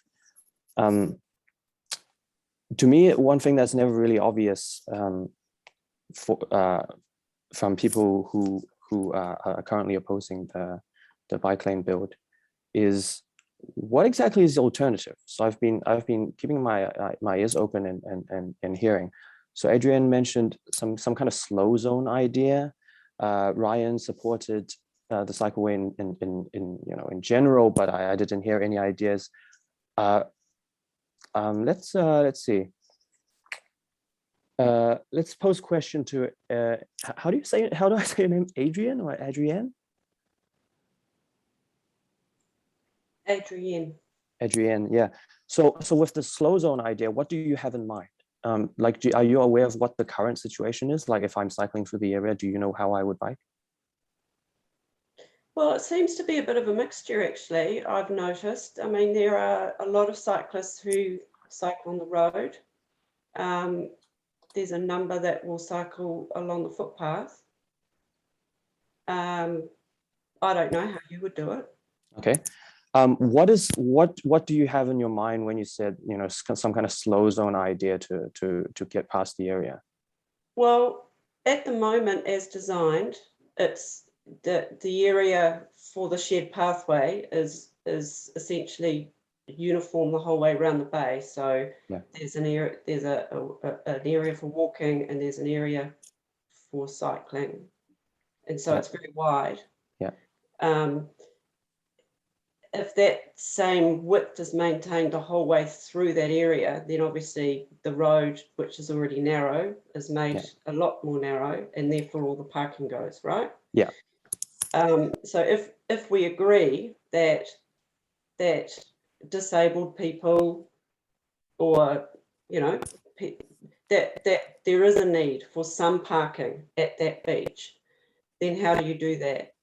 So do you make so what I'm posing as a possibility is that area doesn't have to be uniform the whole way round, that if it's a slow zone through there and the pathway is more narrow, then people that are cycling or walking are aware of everything else that's going on around them, and they take care. The reality is that if that beach is continued to be used, which I suspect it probably sadly won't be if there's no ability to actually get there, there will be people crossing across that pathway. And there's going to be a need for it to be a slow area anyway, much the same probably as what Walkway is like. Can I take my time? Can I take my time back? Yes, yeah, you certainly can. And then maybe if you just stick to your point, and then we can just take any last questions at the end. Yeah, cool. That's awesome. Yeah. Now, so the biggest problem with the lack of with not doing the cycle lane as it's currently planned on the proposal is on the northbound direction through the area, is that you need to be crossing traffic multiple times. So that is actually why you would see a lot of cyclists cycling on the road, is because they are told to cycle on the road on the northbound side. So northbound is into town, southbound is to Evans Bay. So it is very dangerous, and it's very unnatural. Like, you have to cycle on the sort of roadside, and then at some point you're like, oh, okay, so we have now reached a segment where there is a shared bidirectional pathway on the seaside. And so you have to cross 2 lanes of traffic to get there. And then you cycle along, for a while, and then the path runs out. And then you're told to cross oncoming traffic again. And that's very, very prohibitive for a lot of people cycling. And with regards to like parking spaces and climate change, the whole purpose of doing this project altogether is to make cycling more appealing, to make fewer people drive, so that you sort of activate the Kilburney and even the Miramar area. And so you reduce the demand for driving and parking from the source. That's the whole idea. And then there's a safety issue. And that's why I was asking you about the slow zone idea. Like, slow zone's like good, but then you still have the crossing the traffic problem. Like, I would be very concerned if whatever solution we go for still requires cyclists to be crossing both lanes of traffic. This is not a maneuver that any road vehicle takes at all. That's not what I was suggesting. Yeah. Okay. It doesn't matter. Yeah, I mean, we try to look for a solution here. I'm just pointing out a problem that perhaps not everyone is aware of, that we need to do this, zigzag. The demographic of cyclists that is able to do this kind of crossing, and the demographic that would be most popular along the and Oriental Bay is not the same demographic. And therefore, by having this continuous change in the infrastructure, you're kind of like cutting a whole segment of the population off. And that is a very big wasted opportunity in my mind. And that's why I wanted to make sure there was no that. As to like how wide, and like whether there is some parking that is like shared, or like whether the bike lane is dedicated, that's like in the realm of negotiable. But we need to keep everyone on the sea, all the cyclists on the sea side of the road, all through the area. That's the necessary thing for me. Are you in my time? That was fantastic. Thank you very much. Really appreciate that. Right, now Matt, and then last but not least, Marion. Iona, can I just reference back to one of Zong's points? Yeah, so sure. he mentioned about, in terms of limited space, and the cycleway needs to be there to help with that. I fully understand there's limited space, but we also need to look at the Wellington City Council recreation strategy. So it was brought in 2003, and it aims to offer an abundance and diverse range of sport and recreation and leisure activities, as well as ensuring the activities are easily accessed, affordable and available year round, and that they contribute the contribution of sport, recreation and leisure events to the city's economic prosperity. So yes, I fully, as I've said before, I fully agree we need a cycleway, but we can't focus on one sport or recreation activity at the detriment of a whole lot of others, like cycling. Cycling is the one that it feels like it's really being focused on, but there's like swimming, kayaking, boating, fishing, all those activities that happen in that area that if all of that car parking is removed, it's no longer easily accessible. All right. So okay. That's just what I wanted to put in with that. Sorry. That's great. Okay, thank you. Right, Matt. We're a family of four living right on Evans Bay, and parking is an issue for us even on Rata Road at the moment. It's often quite hard to find a parking space, and I expect things will get a bit trickier with the new plan. That said, we are strongly in favour of the changes. We didn't particularly move to Evans Bay to have lots of lovely parking available opportunities. We'd have been in another part of the country probably for that. But we love the area. We love the cafes that are around. We love being able to walk around Cog Park and enjoy the space and the beautiful waterways. And we enjoy cycling around. We're not pro cyclists, we're wanting to be out on the roads. And with my 6-year-old and 9-year-old, there's no way we're going to be cycling on the roads. We love just getting out there. And with the new cycle path going down towards Miramar now, we're able to take the kids out. It's perfect for them learning how to cycle, as you've got a decently wide area of cycling path alongside a nice safe area for people to walk. And so when my 6-year-old is weaving around the place a little bit, there is enough space for us to be able to cycle safely. And we can't do that going north the other way. The path has been too narrow to go up from past Niwa. We love going to Greta Point Cafe, having a little cycle down there, but to get up to somewhere like Beach Babylon, we can't do that really very well. My kids can't get to Te Papa, as they love doing, by going by bicycle. We have to drive out there.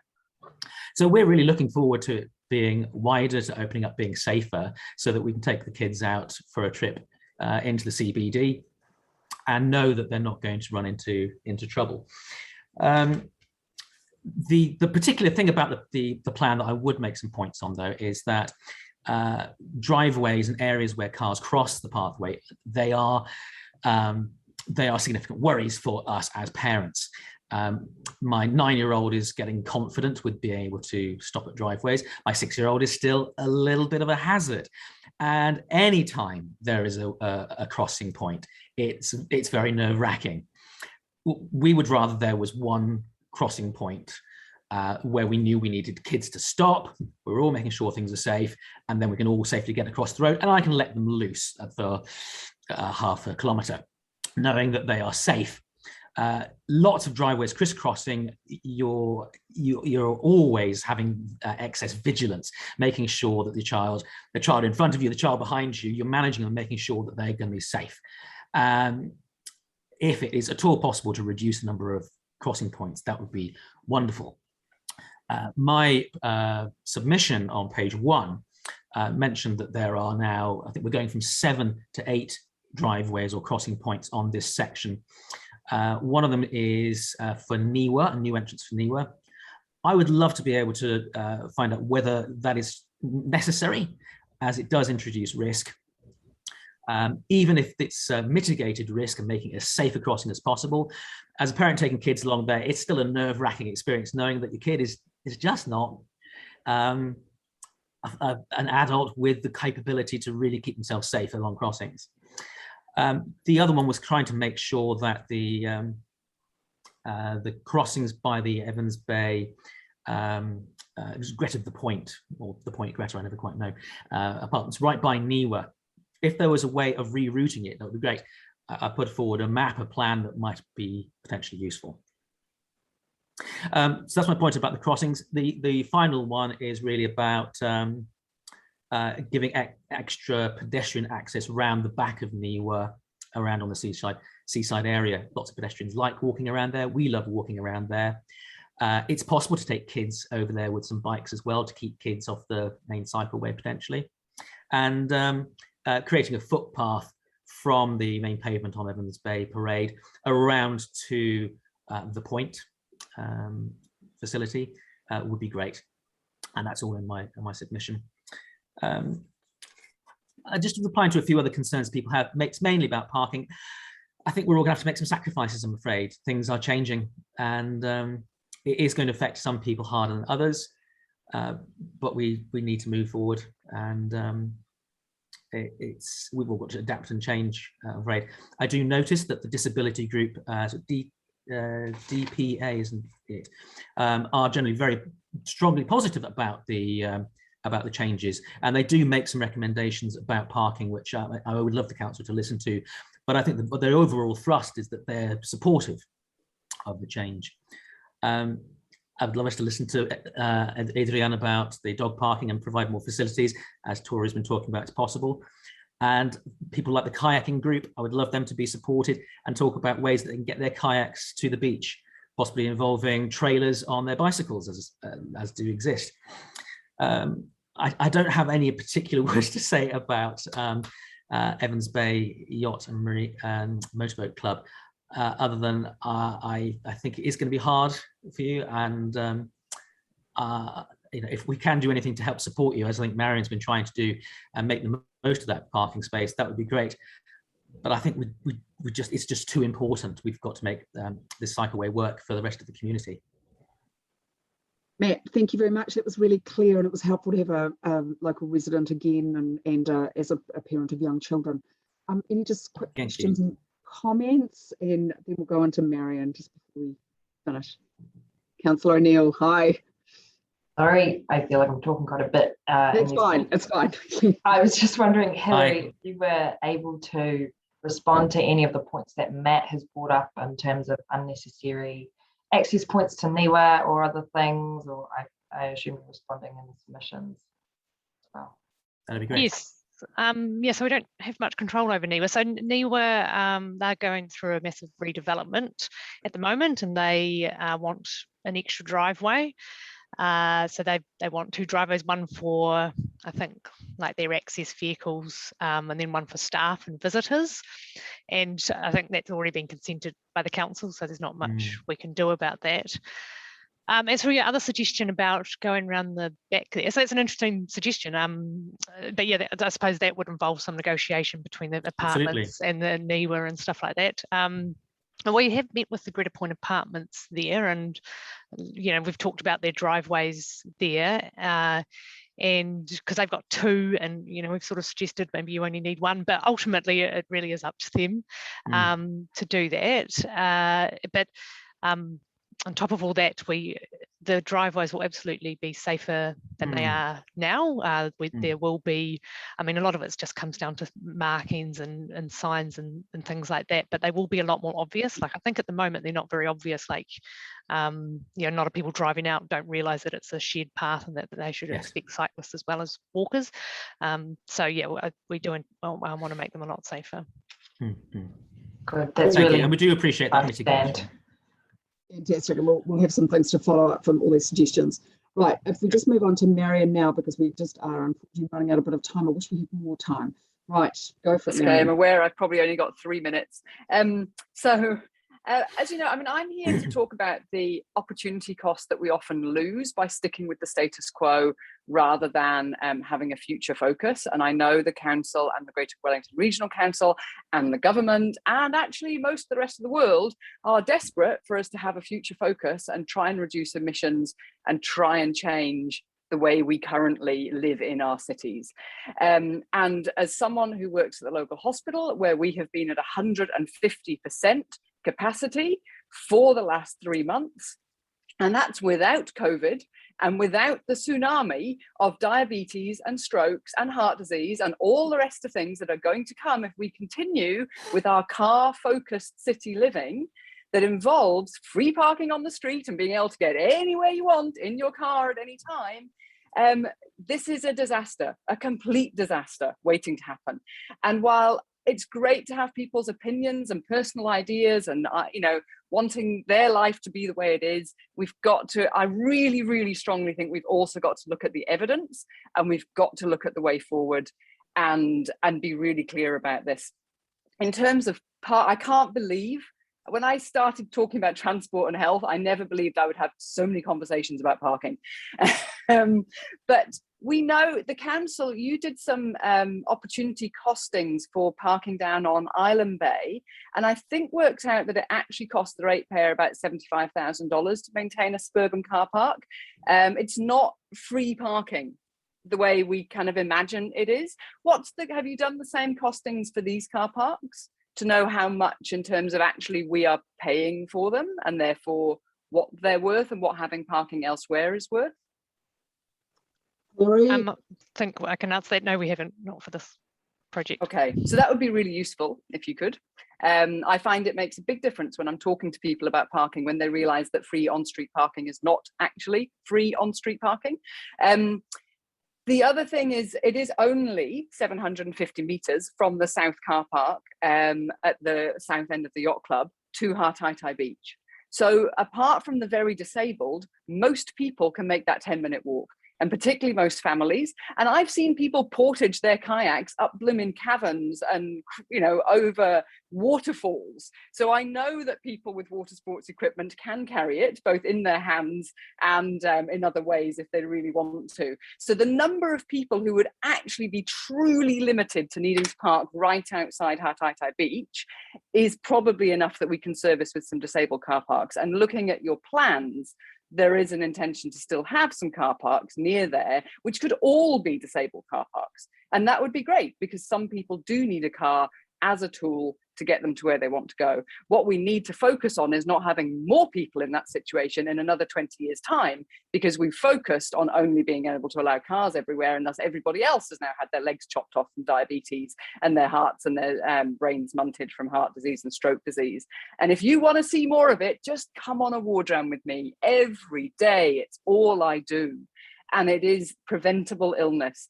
The other thing about this cycleway is this is not about recreation. This is about commuting.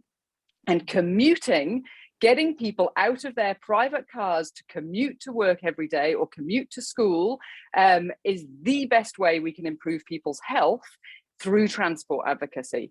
This is about getting people out of their private cars to commute to work. Another option, ditch the cycleway like this, make it a slow zone and a one for recreation only, fine, and then make the road go that way and let the cyclists and pedestrians have the tunnel, Mount Vic tunnel, and stop all the cars going through there. It would actually be preferable because it's quicker, and that's quite nice when you're commuting to work. But right now, there's no other decent way for a cyclist to actually get into town from the eastern suburbs. And at the moment, the eastern suburbs have the most private car commuting of the entire city. More of them commute in their private cars from the eastern suburbs than from blooming Pūroro and Nio and places with ginormous hills. So we are actively preventing those people who live less than 5 kilometres away. So nobody's walking 10 k's to park their car. They'd have to go all the way out to Nio to walk 10 k's to park their car. They can't get into town at the moment safely. So they're never going to do it. And it is incumbent on us to make sure they've got the right to have an accessible and healthy way to get to their place of school or work or wherever else they need to go, and that parents can feel comfortable telling a 13-year-old, yep, you can cycle all the way because we know it's a safe cycle route. You've got greater responsibilities than to the individual in this setting. Thank you very much. Thank you very much. On time. Has anyone got any burning questions? Zong. Yes. Yeah, thank you. Just more of a comment and an addition, I guess. Like 2 points that Dr. Marion Layton made. One is the more parking we reduce and repurpose for active travel and public transport, the more the remaining car parks can be dedicated for people who really need them. So for either it's disabilities or special occasions, like you need to tow your boat around, like you really can't not use a car in certain situations. And we really want to focus with it. You want to be effective and efficient, and we want all the car parks to be like that, and none of the car parks to be for, oh, I just want to get around, I just want to be near the waterfront. No, we need that. That's not the future we want. And the second thing I liked about Dr. Marion's content was a lot of the traffic cycling, and there are some bus involvement through the area, is not recreation. It's commute, it's travel, you're trying to get somewhere, and the catchment area is huge. Like even, so this little bit here affects everyone living in Miramar. It's kind of weird. And if we think of like certain recreational activities and special things, then it's like some pocket of the population. But if you're trying to get into work, we're talking like maybe like a third of the people living there. It's huge. And so I like to see the sort of the true weight of this bear down on the decision. Yeah, that's the 2 points on this. Yeah, thank you so much, Zong. And look, hey, everyone, really appreciated all your feedback. We've got lots of ideas, lots of questions now to ask officers. So it was incredibly valuable. Thank you so much. So colleagues, welcome back from your groups. I'm sure you had as fruitful a discussion as we did. So I'm now just going to move the recommendations for the paper. And can I ask for one of the Eastern Ward councillors, maybe they'd like to second? Councillor O'Neill, there you go. Thank you very much. So look, I'm just obviously, again, give my deep appreciation to submitters for helping us out with our decision making today, for giving up your precious time, moving those recommendations. Is there any debate? Oh, Councillor O'Neill, do you wish to speak? Just briefly thank everyone. This has been a massive community effort. Everyone from Peninsula out to Otaki collaborating on this process, and I'm sure my other board colleagues feel the same, that we really appreciate the constructive conversation. Iona, I was wondering if you could just mention the date that we will be debating this paper, maybe just in your closing, just so we've all got it in front of us, but thank you. Good point, thank you. Deputy Mayor Free. Sorry, Sarah, you're on mute. I've been telling people they've been on mute the whole time. I'd just like to really thank all the people from our couple of forums. There were some really, really practical suggestions, and we were able to drill down into the issues from lots of different perspectives. And I think it was incredibly valuable. So really good conversations, and I'm sure we've all got much more of an appreciation of how many different interests are represented here, and how hard we're really going to have to work to absolutely nail the best solution, but it can be done, I'm sure. Thank you very much. Any other speakers? Right, just to thank you, Councillor O'Neill. We will be debating this on the 24th of November. So generally we don't have public participation again, as people will know if you've already had a chance to submit. Along with the Deputy Chair of this committee, I will of course be working with the ward councillors and any other interested people just just to see about how we can take up some of these suggestions from submitters. So that will be incredibly useful, and I hope to see your comments and suggestions reflected in the office report. Right, okay, so if we could now vote, thank you very much.